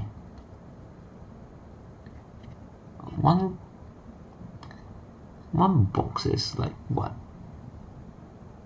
Do we have 4 R's per box? I don't remember. I'll have to check the Discord, but yeah, again, kind of lazy to do it. Anyway, we have a Kanata card. Very interesting blue foil design out there. It's not a stage for sure. Maybe some that looks like trees on the bottom left corner. So she's like just arms outstretched, running to you, perhaps getting some hugs. Yeah, it's cute for sure, but I think the art style again doesn't sit too well with me. Maybe her eyes are too far apart. Again, artistic, creative liberties, right? But yeah, that's the only area that, and it's pretty important, that doesn't sit too right with me. But otherwise, generally, she looks good. And then, okay, we have a Subaru. Okay, is this the SOP lying down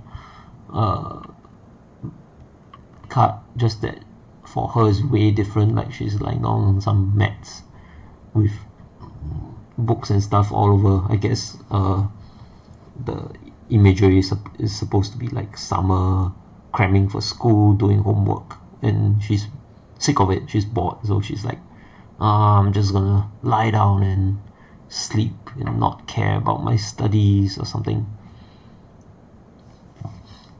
I'm not sure if it's a variation of the SOP lying on the sheet design. We'll have to see if the other first Ozora Subaru First Bloom reverts to the whole lying on the white sheet thing or not. But yeah, otherwise it has her character motifs, a star, the duck. Okay, apparently this looks like English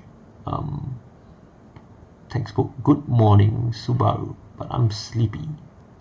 No, her English is actually very good now.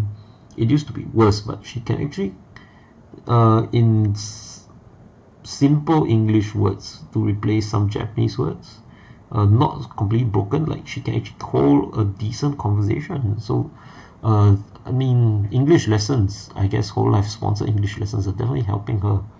So that's that for Subaru. This one, I don't have much to comment. I don't think I'm not a huge fan of it. Maybe her face is too long or something, but I mean, yeah, then there's, to be fair, there's those cute little hair sticking out and like that, because it looks like maybe she just woke up. But all round, not a big fan of it. Like, it's okay. I'm not hating it, but I'm not super into it. Like, it's alright. It's alright for design. Yeah, all good. Subaru right there. Okay, so we have a Toa debut. Oh wait, remember the power cards that I mentioned? The power card that had all 4 of them. So I guess they are in this deck as well. So I guess the starter deck cards are really included in this English release. Like they mixed it in rather than releasing them as separate packs. Again, not sure why, but okay, at least we have a Toa in the kimono. And this is with fireworks, so it's like some festival, not sure which one. They tend to have lots of fireworks for festivals, I think. But yeah, glad to get her. Oh, she's revealing a bit of leg there, I think. Yeah. No, she's not. That's the curve of the stairs. Have I fallen for her? Yeah, sort of. I thought it was the leg, but no, her body figure goes down here, so that's this one's the curve, the sides of the stairs. Yep. So okay, hopefully I get the other 3 in the other packs. Yeah, other than that, nothing much to say. Okay, we are getting a Shiori here, having some tea, and very familiar blue and pink hands on the side. At first I was like, what is this? Is this some AI shit? Why does she have like 4 hands? But then I realized it's Fuwawa here and Mokoko here. But there are no cards. Fuwamoko don't have cards that join this. It would be nice, you know, if a Fuwawa card extends from continues this design, you can put the 3 of them together. I don't think there are. But it's also a missed opportunity if there isn't. So I don't know. Maybe if there isn't, I hope they release something that we can put together. I would change my binder layout just for this. But if not, yeah, it's a missed opportunity. Like, you just crop the 2 girls out, you know. So like, we know it's them, but hey, I want to see them too. Anyway, Shiori having a, looks like a martini or something. Yeah. If I were to nitpick against the face, chin is too sharp and it kind of deviates from the original setting, but otherwise it's all good. I don't really have an issue with it. It's a default costume, the gothic one, and yeah. Oh yeah, original design, because I'm a boob man. Just to mention, she has a decently sized bust as well, so adding on to the sex appeal side of the house. I mean, it's kind of showing in her default costume also, right, with the cleavage and all. So anyway, you have this Shiori for you, and finally the last card is Karasu, which is Laplace's mascot. I have the Japanese version, so I guess I can sell that, or maybe I'll just keep it because I'm lazy. Anyways, 1 hour and 45 minutes in.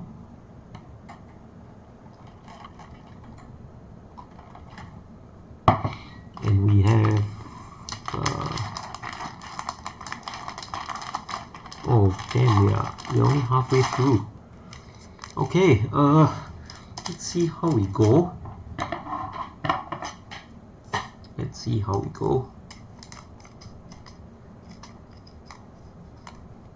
Screw up the cutting. But okay, still got it.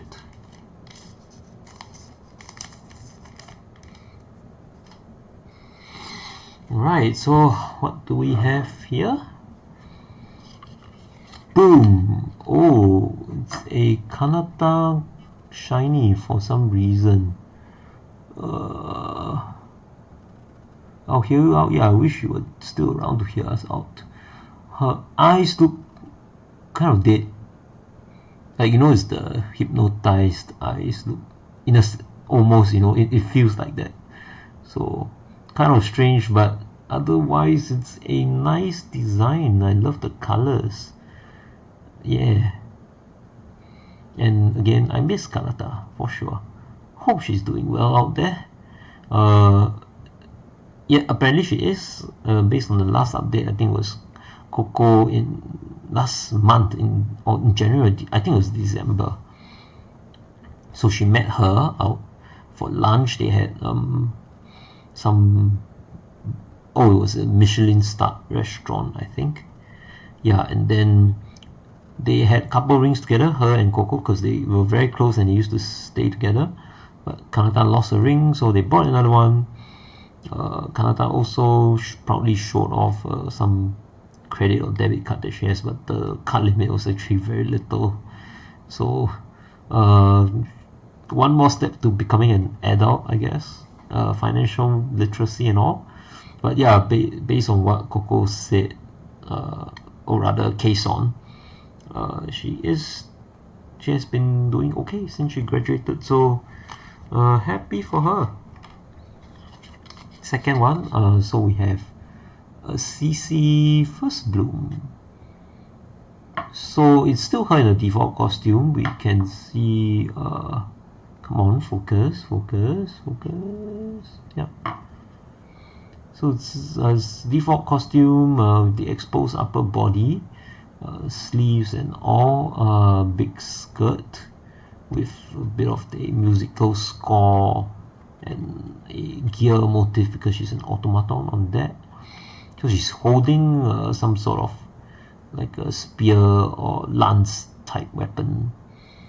I guess because the law for Advent is, you know, the Advent girls broke out from the jail cells they were kept because of whatever crime they did. Justice Gen 4 were the girls sent to capture them. Somebody did some animation, I think. So basically the girls are fighting each other. I forgot who fought who.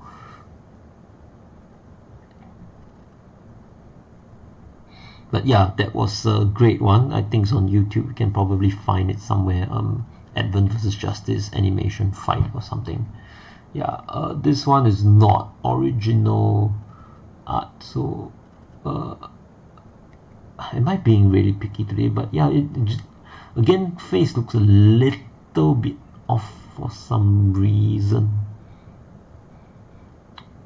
I think it's the eyes as well. Other than the face shape, it just looks different from.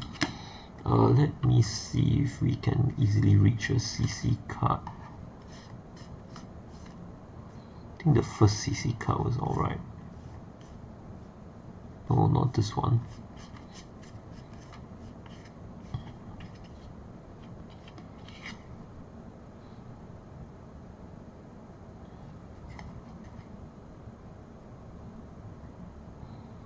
Yeah, I think this, because her model design is basically close to this, or rather it's basically this though.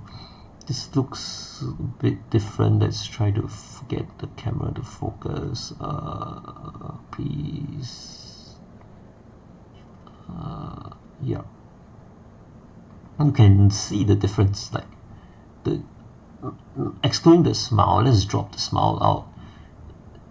Eye distance maybe, but yeah, I think it's something about the eyes that make it look different. It doesn't look as, I don't know, alive. Yeah, but yeah, that's just me nitpicking on the design. Else it's alright. Always happy to have a CC card, but I'm sure there'll be dupes, so but hopefully not too much, because they are actually quite hard to move, sell. Okay, so this is Raden. I think she got really popular with this Maitake dance. I'm not sure if it's a copy of an existing meme or she came out with it herself. But yeah, basically she goes like Maitake, Maitake, guru guru, guru guru, Maitake, Maitake, guru guru, guru guru, and I think the character, I don't know, does it roll around or spin around, something like that. But it's just, you know, it's one of those like brainwashing tunes, because the jingle, it's catchy and it just repeats itself. Yeah, so basically this is a Raden special, I guess, and it applies to Raden in the game. So we're getting R's in double. Is it standard for every pack to have? No, but some of the packs earlier didn't have a double R, but we're getting a lot of them.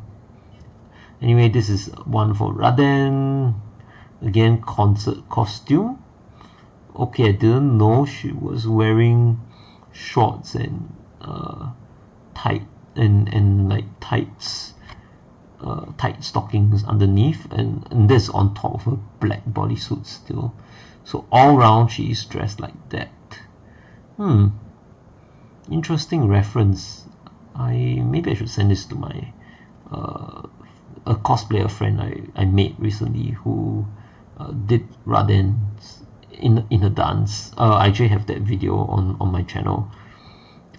So that Regloss group that went up to dance on my channel. I know the Raden and the Kanade, so yeah, I'm just curious if she went all the way or she got a reference for that. If not, definitely new reference to update the cosplay, huh? And another Raden, this one Raden debut. The face looks a bit different. I mean, this is art after all, commission art. Which, okay, again, it kind of looks off, but acceptable. This is the default debut Raden that we can all see right here. Zoom out. No, focus. Let me block this. Focus lah, sial. Yep. So we have a Raden debut here, looking just pretty as all the cards do. Oh, finally we get a Koseki Biju from Hololive English Advent Gen 3. Yeah, she is a rock. I mean, she's Koseki is like gem jewel, right? And Pebbles is a theme. In fact, I think the fan group is called Pebbles. So rock, pebbles, gems are her motifs. So it's there, and this is a really cute picture of her holding on to a pebble plushie with some pets and falling asleep or no? Yeah, falling asleep or just waking up. The very standard, you know, cute lolly vibes. Yeah, again, lying on the bed. I'm not sure if it's a variation of the of that SOP bed lying on the bed design, but if it is, great work, being creative. Yeah, Biju, yeah, don't know too much about her. I've seen the clips here and there. I know she's Thai, of Thai ethnicity, but I think American citizenship, if I'm not wrong. She loves a durian. She sounds like a little girl. I'm sure Hololive does not hire underage folk, but she sounds really young. So I guess she's really good at making a voice sound like that. But apparently she's really super short as well, so I guess it's quite easy to mistake her for a kid. Yeah, CC said she met her for a meal at a cafe once, and Bibu had trouble climbing up the tall chair, and CC just laughed or something. Yeah, yeah, she's really good at sounding like a little girl and acting like one, so I guess that's part of the charm. apparently a really good gamer and really competitive as well. So that's that. Then we have an Anya debut, so debut costume. Did we have the other Anya card? Was it a repeat? I don't remember. But anyway, again, nothing much to say because I don't know much about her. So that's that. Then we have a Coyote debut. I think we have a few of that now. I have a spot card or two, and a debut also in the starter deck. So I can't remember if this is a repeat or new original design. We'll have to check my binder. So that's that for this. This particular pack. Oh, we had a visitor at some point in time. Thank you for dropping by.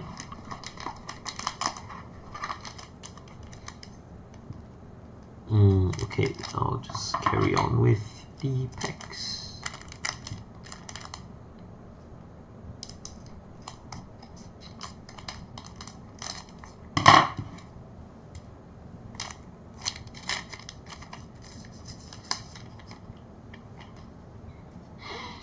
Okay, let's go. Opening up Crazy Ollie. Do we have this card or is this new design? Oh, she looks hecking crazy here, like she's gonna stab you or something. Looks almost yandere here. But this design looks very Indonesian. I don't know if it's a traditional costume, but the long skirt and the top, it kind of looks like a Indonesian performers might wear at some traditional dance or something. Yep, very interesting, and I'm glad that they found these artists and designers who know how to do culturally appropriate. I'm assuming it is. I mean, it does look like peacock feathers over here, and peacocks and birds are kind of the Garuda specifically. It's a big motif in Indonesian mind space, right? So okay, yeah, definitely cool rare card for starters, and great to open the beginning with. I mean, great to open this pack to start off the opening. Okay, so we have Mikrone 24 again.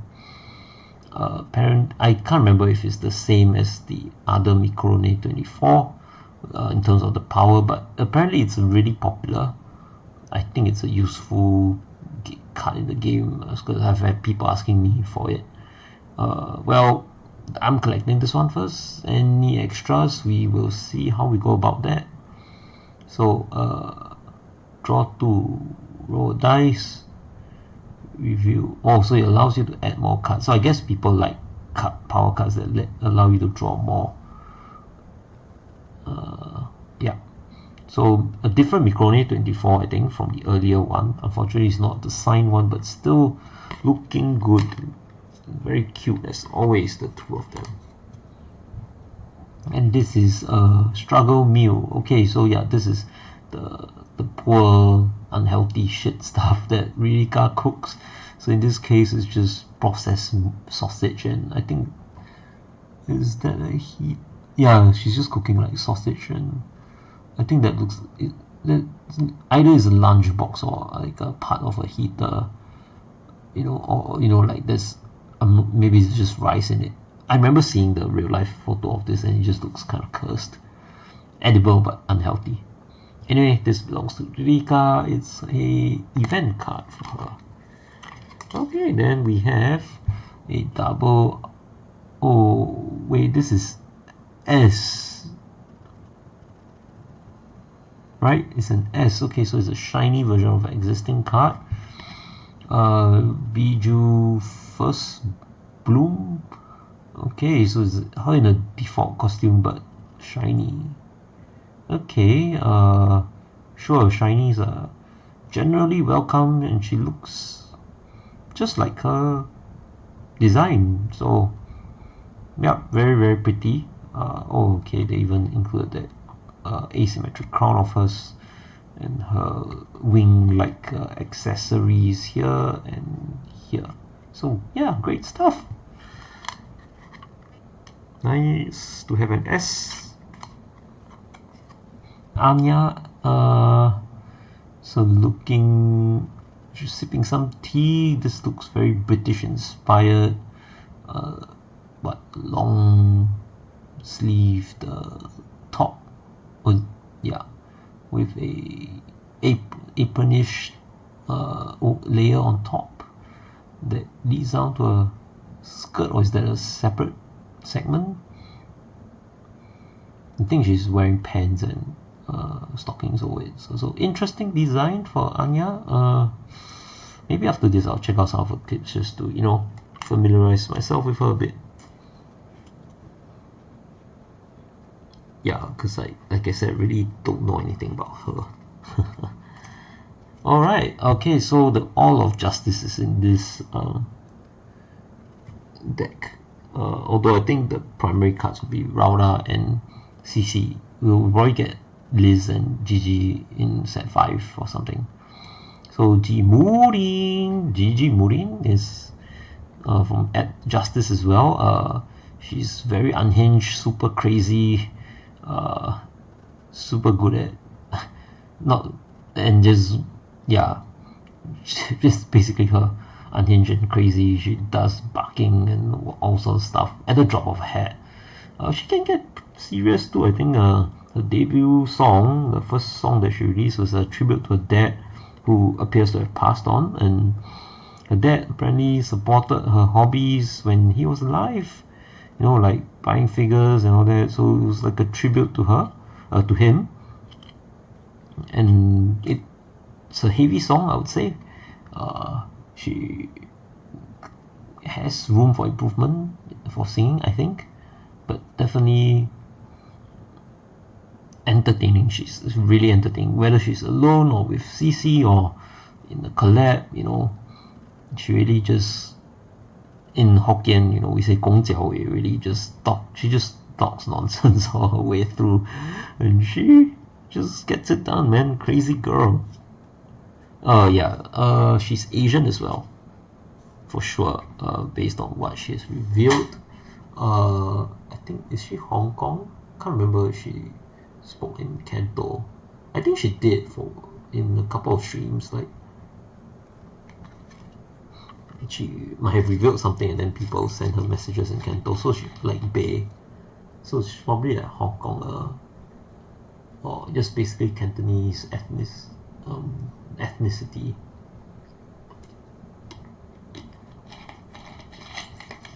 But American citizenship. High pressure environment though. I think she doesn't talk too much to her mom.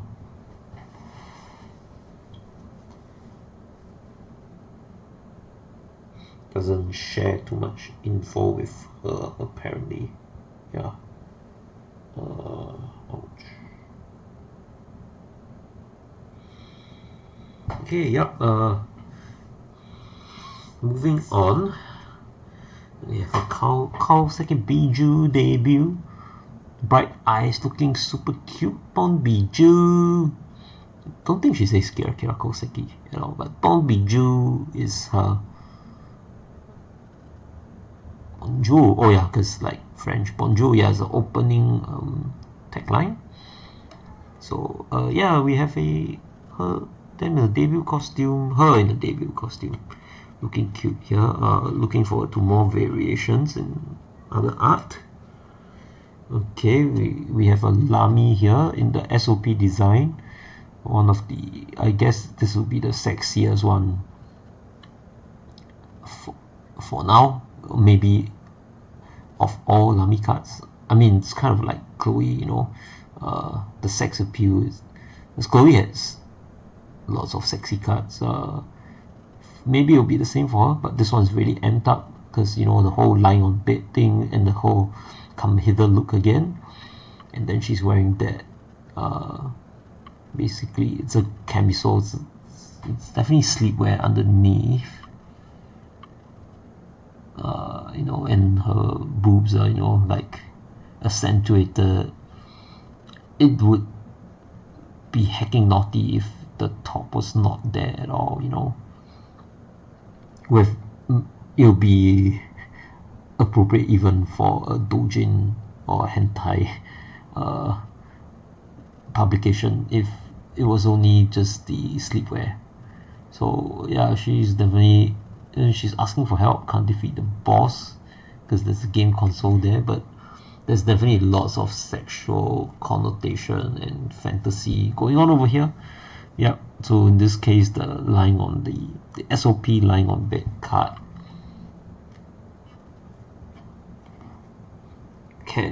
has a lot of lewd connotations. Not that I am disliking it, it's just pointing out as a matter of fact, not a complaint.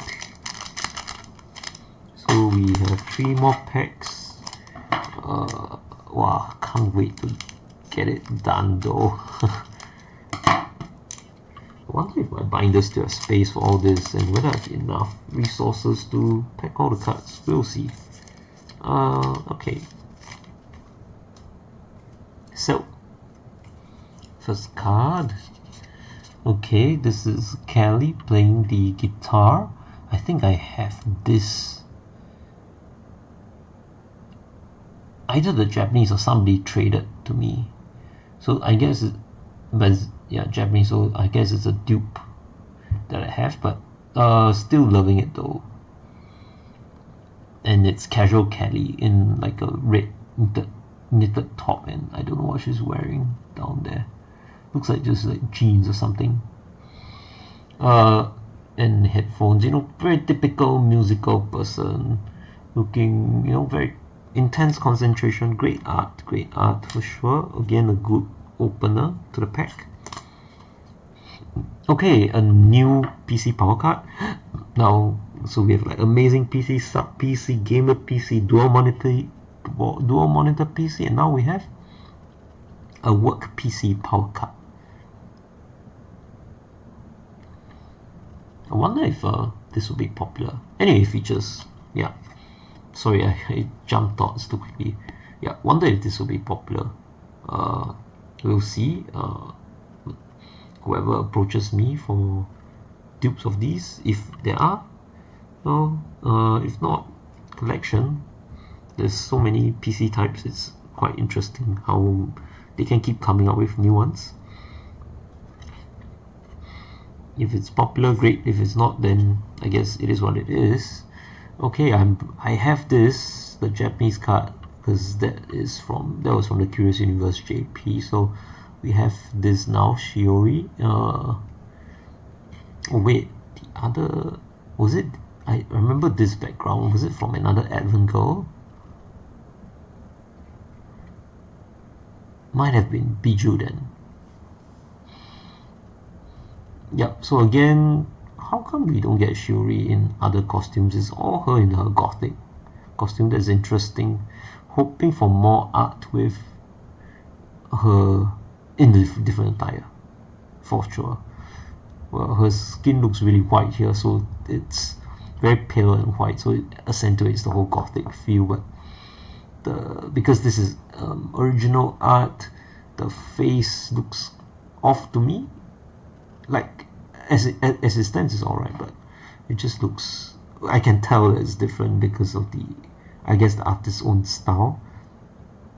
It's a bit different from what we know as the model, which yeah, I mean, I wouldn't say I hate it, but again, my personal preference is that they align more closely to the model as they can, the original source. But if everybody just repeats that, then I guess there's no variation, no creativity. So I will accept. I mean, not that I can say it, but you know, like what you know what I mean, right? Like yeah, sure, creative liberties are fine, but in this, it's not that I need to get behind everything. Then there will be art that looks good, looks better. So yeah, this isn't one of them. Like, it's definitely good because it's got chosen to be printed, but who's to say I can't like it, right? I can't not like it also. So no disrespect meant, just my personal preference for this round. So yeah, okay, let's open. Okay, we are getting the, so it looks like we are indeed getting all of them in the kimono. We have Kanata. She's actually looking very good in the kimono, and the sash, the obi is actually kind of accentuating her little chest a bit in this art. Yeah, and it's great, you know. Her halo, I guess, the star halo, the 4-pointed star halo is either in blue or gold. In this case, I think either color works, but blue just to go with the entire theme of it. I wonder if the cards can be joined together to show the whole thing. I'm kind of obsessed with that now, huh? I mean, the power card did show all four of them together, so I wonder if you put them side by side, whether you reveal anything. Let's see, okay,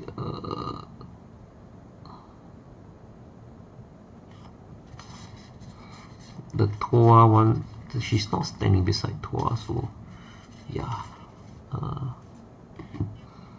Let's see, can we find it?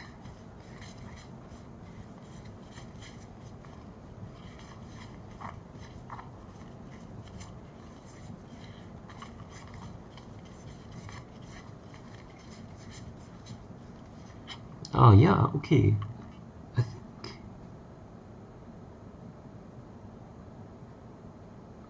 I think it's possible. I think it's possible that if you put them all together, you get the full art like that. Okay, so looking forward to finding the other girls in this within 3 packs. I mean 3 boxes. Yep. And what the heck is this? I mean, it's blue, and I know it's for Lami. Yamena, stop! Please stop or something. It's her mascot. I didn't even know this existed for.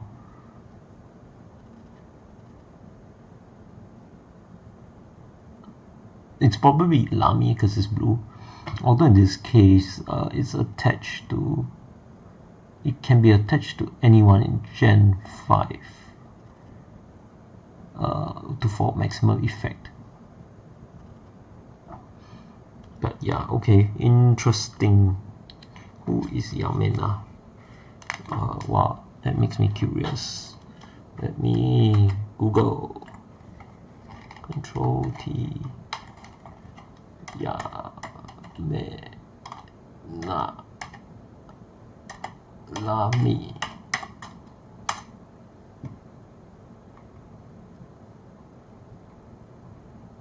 Lami is known frequently for using Yamena, whereas people would use Yamete.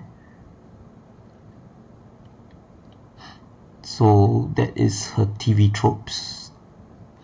That's a description of the TV trope. So apparently it's a figure of speech for Lami, I guess. So that's that. Okay, fair. Let's go. Next one. Okay, Kyla. Crap. Let me see. Where am I on the camera? Okay, yeah. Kyla debut, but definitely not her actual debut costume, I think. It's the other one, the white, black one. So this is a variation, but yeah, blacksmith and all following the theme. Because I don't remember her debuting like that. Okay, this is showing a bit of a tummy, but strategically blocked by her hand. So yeah, red, white. I mean, the skin's kind of pasty white, but basically red and white and black. Throw in a bit of blonde, pretty good colors. They go well together, and Yeah, notice also the debut cards have a little like bubble pattern on this side. This one is like flower petals though, so, but I really don't remember her debuting like this. It has to be an alternate costume, right? But if it's an alternate, it's usually some artwork, so maybe she has 2 debuts or something. But anyway, that's Kyla's another debut for you, so that's that, I guess. But actually, you know what, let me just check it out for myself. Kaela Kowalska. Let's see her virtual YouTuber wiki. Oh, okay, gallery. Oh, okay, so this black top, black long jacket with the red top and the black skirt, and apparently there's like garter belts below. It's a 2025 model, so where she's more like a blacksmith. She has the gloves and like a tool belt. Yeah, so I guess it's like a redesign for her to fit a theme more. Previously, like I said previously, it was the whole white. It's like a white robes with black trim, kind of like a qipao or cheongsam, like Chinese dress.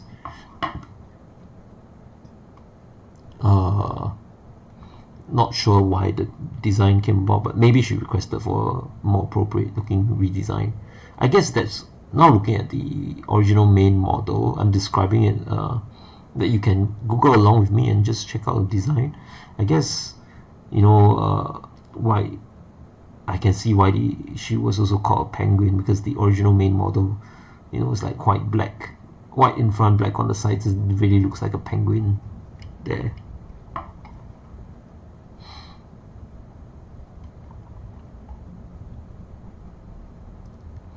But this one doesn't have concert costumes.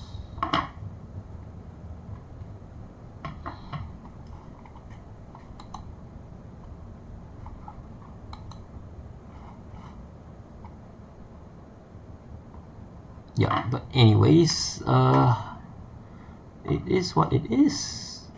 And yeah, okay, so I guess you can consider it a re-debut 2025 main costume. So that's that for Kyla. And then we have yet another oh wait, okay, I guess we have the cards now. It's all assembled. So it's Luna, kimono, and Watame in the kimono as well. Actually, let's put the 4 cards together. The Toa one is quite far down. Where was it?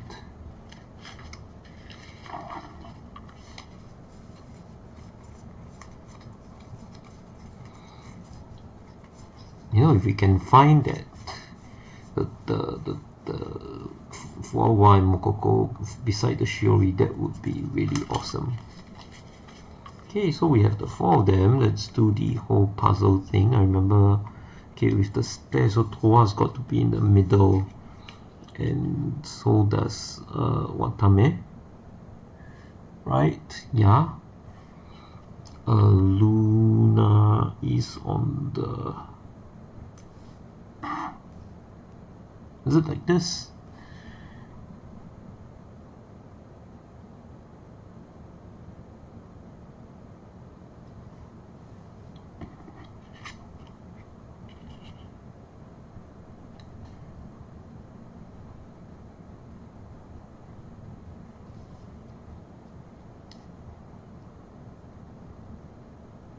Oh, wait, let's match the lamps, lanterns.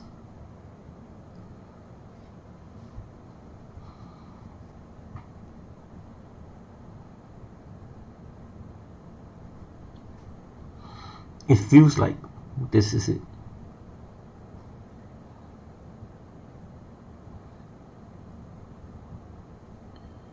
Oh wait, eh?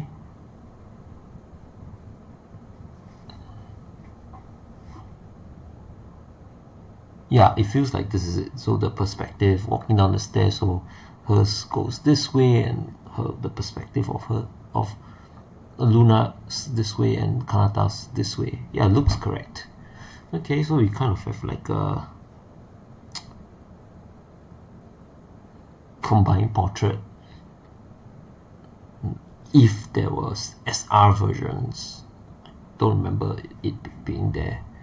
Wow, you could literally join them without the borders and they would look really awesome, I'm sure. So anyway, just to appreciate Luna and Watame in the kimono more, we'll just bring it up. And yeah, I mean, they look so cute. Luna looks freaking adorable. Damn, her kimono is actually kind of tight and you can see her legs. Watame's kimono is figure hugging. She has a bit of figure, so yeah. Yeah, and the face, yeah, I mean, yeah, they all look gorgeous. Awesome, amazing.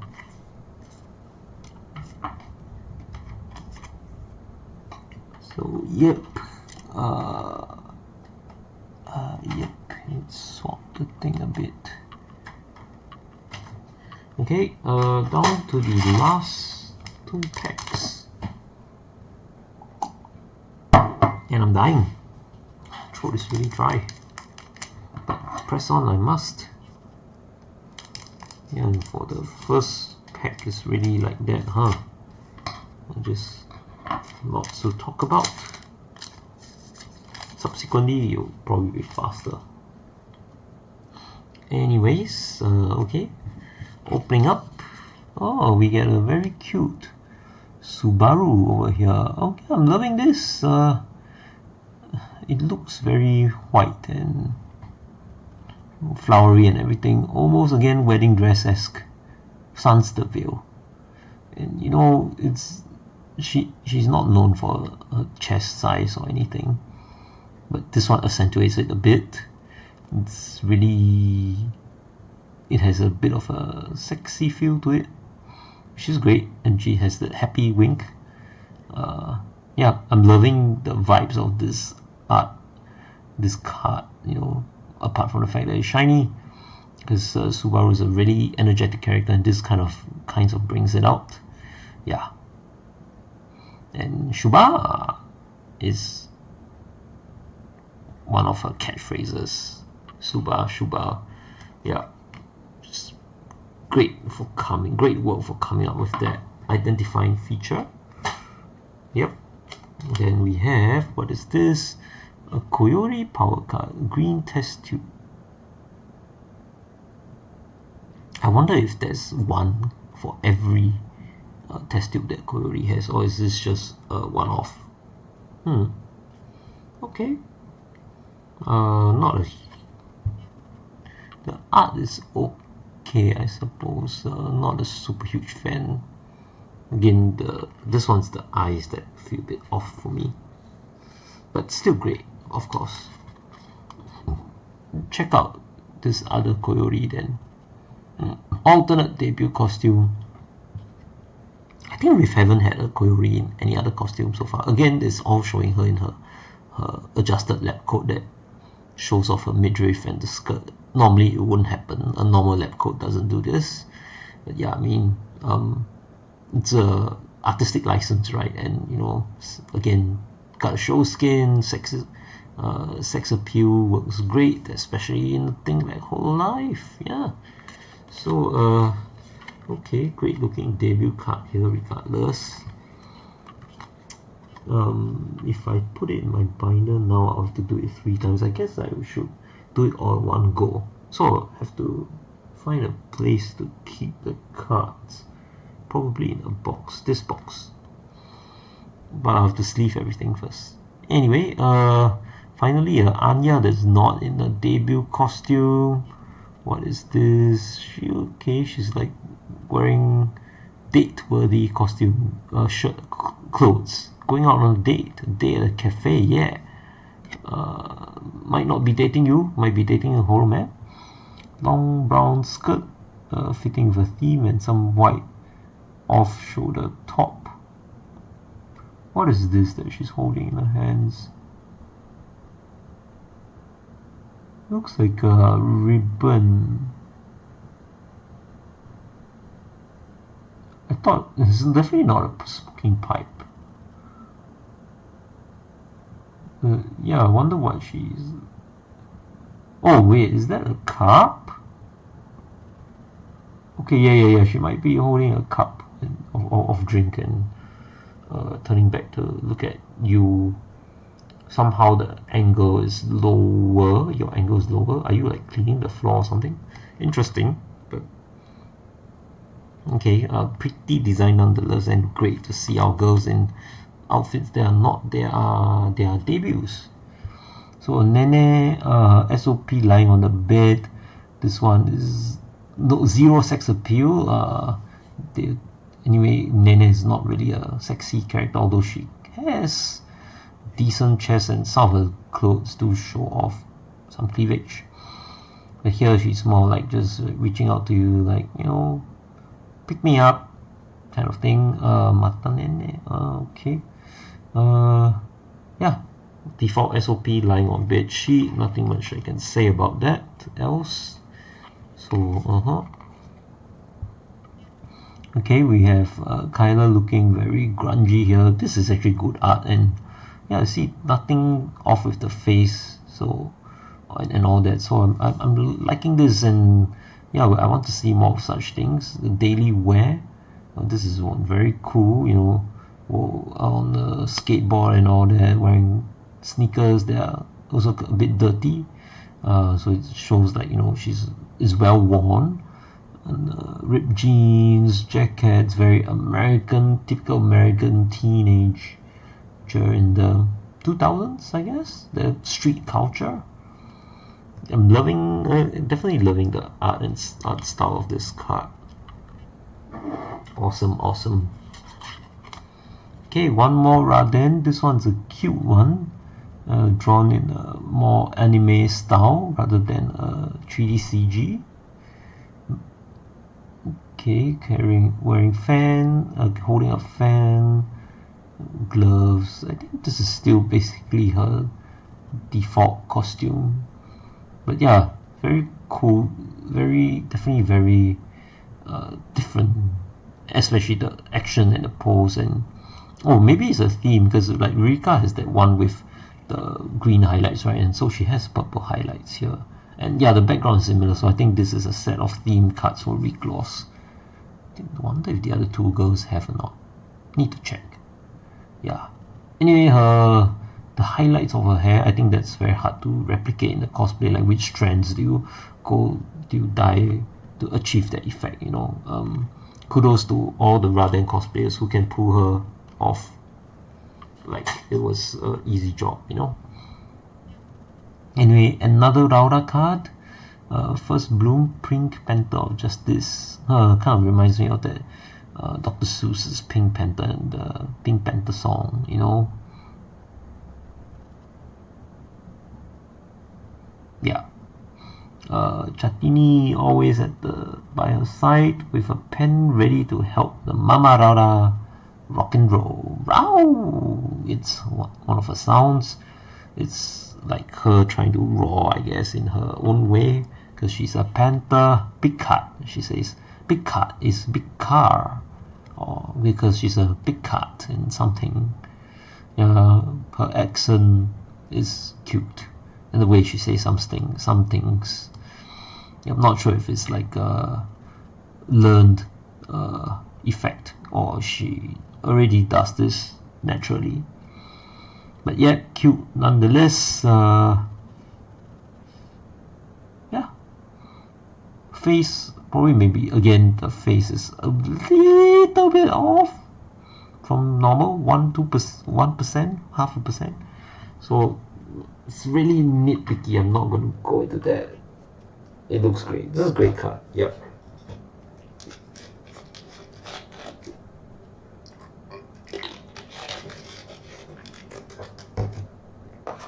down to the last 2 packs.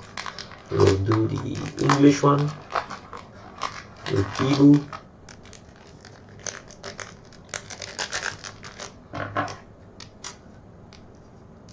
Okay, this one feels a bit tight.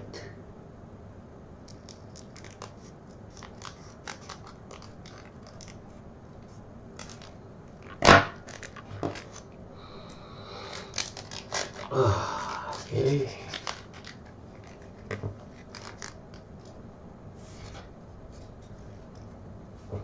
First card. Okay, Iris, race card, Iris that I mentioned. I bought a Japanese card because actually I shouldn't have, you know, but it was on Taobao and it's really cheap, so might as well. Because common cards we know we'll get, and at that time I was also quite sure I'll be getting a set 4. So yeah, it was an impulse buy. But anyway, I might just keep both versions around for fun, Japanese or not. Anyway, Iris is awesome. I love her. She also has knife ears, elf-like ears, so great stuff. Although this is not like the original design, it's still it's still proportional and it fits well.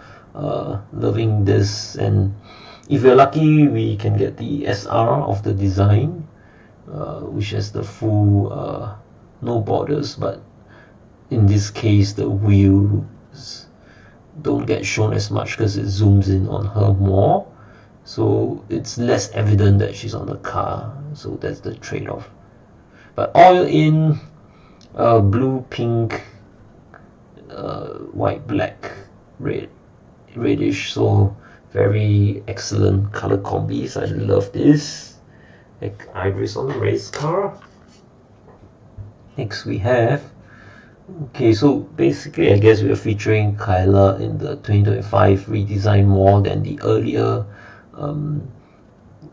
penguin-esque design. Also, I guess maybe some input from Kyla because that one has her breasts out and about, like very obvious and accentuated, even though it wasn't big. So it wasn't big lah. Like it's even bigger here, but I guess she didn't want to show it too much. So and so there was a redesign that she might have requested for. Speculation here, but anyway, I guess that's this 2025. The red one is the focus, which is why there's so many cards of her in this design. Yeah, with the smithing hammer. Okay, I thought she was poking, like she was making some armored gloves, because these look like sections of a gauntlet, and she was like jamming an instrument in it, but nope, she's carrying a hammer. Yes, fitting of her blacksmith setting, although I don't think she really uses it. Not many people do. Next up we have Subaru idol costume. Yellow is her color palette, so it definitely fits her here. Wearing shorts too. Nothing much to say. Pretty much a default expectation in the collection, I'm sure. So we're getting the Gen 4 kimono again, but this one's a shiny version. Okay, sure, happy for that. Not that I need it, but okay, yeah, whatever works. Then we have a repeat of Kokoro for Koyori. Repeat of the Subaru lying down with the English book. Bit of a long face there, also kind of weird. But yeah, repeat. Then we have Toa-sama kimono repeat. Lastly, okay, the Shiori / Fuamoko Kiden repeat. Okay, and the last card of the pack, my friends, is the last pack of the box. I mean, let's see what we get here.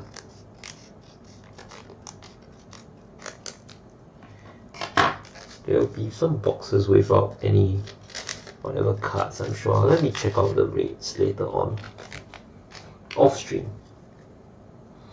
Anyway, to start, oh, what's this? Ah, okay. So this is one of the cards that I was looking for, I think, and that was supposed to be the Marine starter. And she looks hell of amazing here, majestic.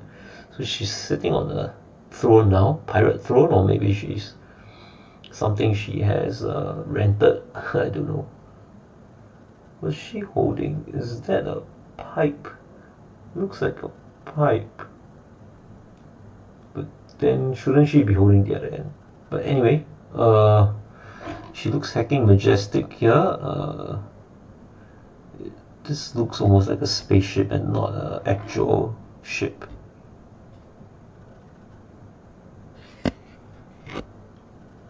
Yep. So full length stockings with a belted skirt and definitely a corset up top with her very typical collar and the gem-ish necklace with the two strips of cloth at the end of it. This is stylized, so I think it looks like a science fiction version of her actual costume. So you see even the hat, which is a normal tricorn in her default costume, is looks more military cap-ish, and yet the whole thing has a sci-fi feel to it because of the back. It looks like a spaceship kind of setting. Yeah, so the corset and looks like a bra underneath.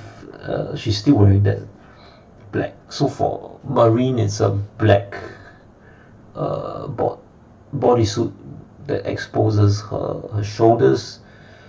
She wears that, and I think it ends at the waist and the crotch. So it's more like a swimming, a black translucent bodysuit. Her original costume would have a kind of shirt over it before the cloak, right? I think, or maybe the cloak was the one that covers it. No, I think her normal costume would have another shirt over it. But in this case, it's exposed. Not that I'm complaining. I love exposed shoulders. So in this case, her bust has been accentuated quite a bit, looking pretty good as well in general. Yeah, I'm loving this piece of art here. It's all the cards I was looking for. So I guess I don't need to buy it anymore. Then we have Koyori's Assistantos. It's basically a fan club. It kind of looks like the Kokoro, which is her mascot. Where's that?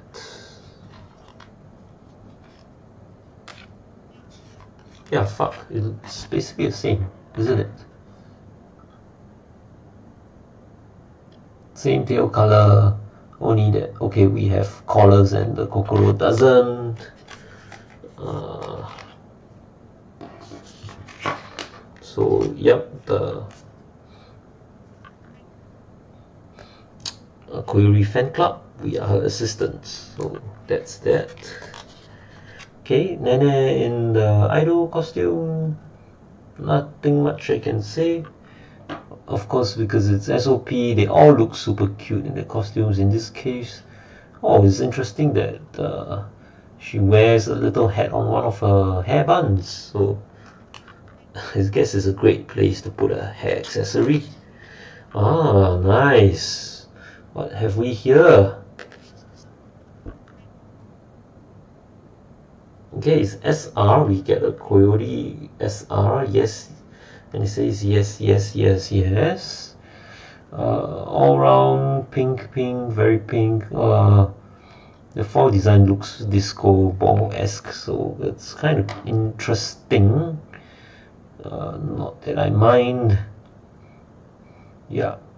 although the face looks, it looks good, it's okay, but just a bit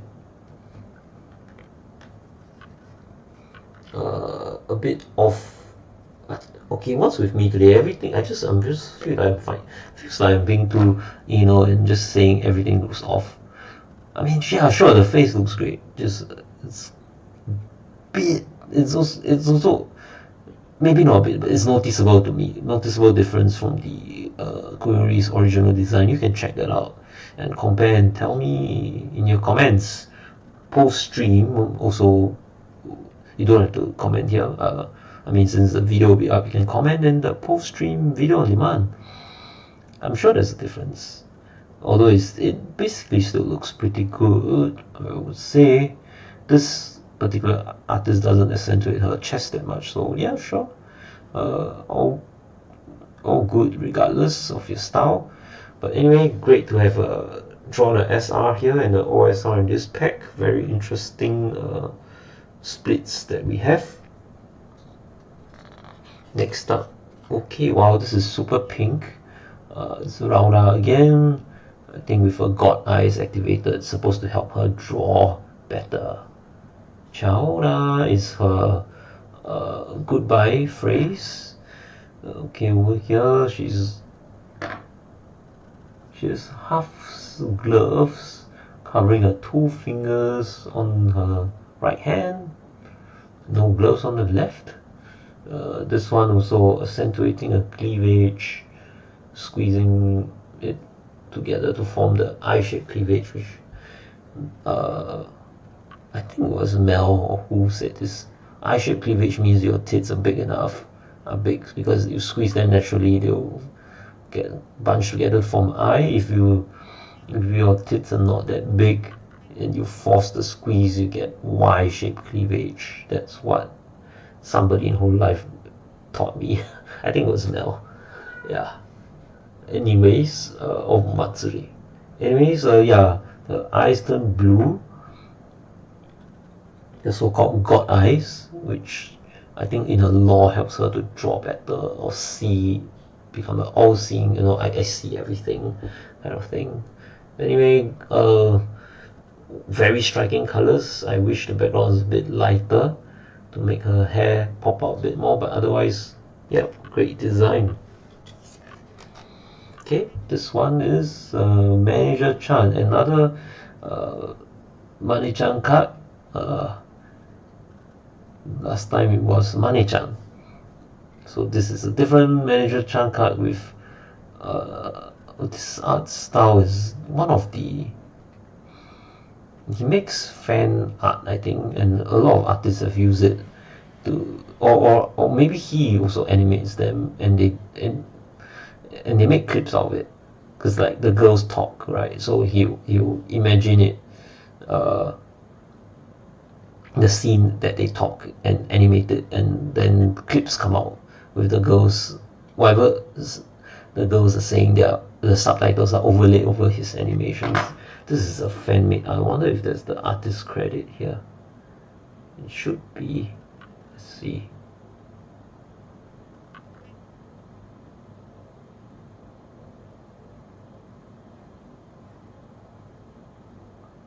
Come on. Ilas.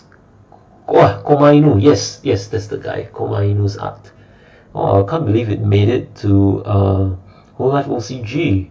Congrats, man. Congrats on this. Congrats on your achievement, Komainu.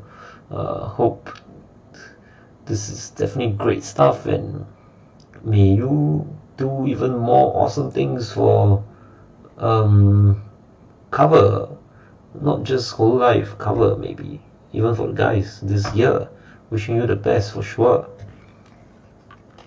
So Mane-chan, trying to stop Suisei from doing something, maybe to get her to take a break from after streaming too much. Anyways, then we have Shiori debut, so you can see this is how her character looks like and is envisioned, and where subsequent artistic creative liberties. Shiori, but that's the default for you. And last but not least, we have another Matsuri card. And what's she wearing here? It's kind of like a school uniform. She has a like a student council armband thing around her, and that thing is not a mascot. I think maybe it's the representation of the fan group that's drawn here and here. But there's various moments, so it seems like there's one in the onsen, one running at night on a track, swimming. So it's like moments, various moments of school life, I guess. Did I dirty the card? Let me wipe it a bit.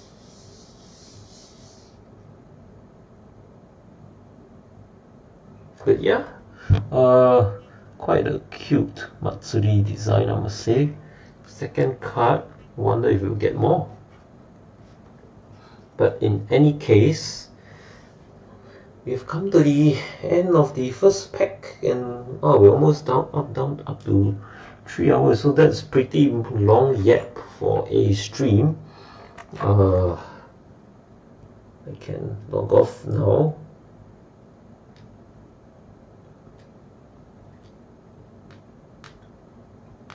Yeah, that's basically it for the first pack, and I've yet long enough, so I don't think I'll do a second one. Once again, thank you to all of you who tuned in. There was quite a bit of traffic earlier. Super appreciative once again, and yeah, good morning, good afternoon, good evening once again, wherever you are. I hope the weekend will be a good one for you. I'll probably stream the rest over the weekend, and that would be it for Curious Universe pack opening 1 of 3, I would say. Yep. Yeah, and fine, last but not least, happy Lunar New Year to all. There's 15 days of it, so I still can wish you, I still have time to continue wishing you happy Lunar New Year, or yeah, or Chinese New Year, or Tet, or Solal in Korean. Yeah, otherwise, that's it for now. Let me set everything right. That's it for now. Thank you for watching. This is Yukikaze signing out.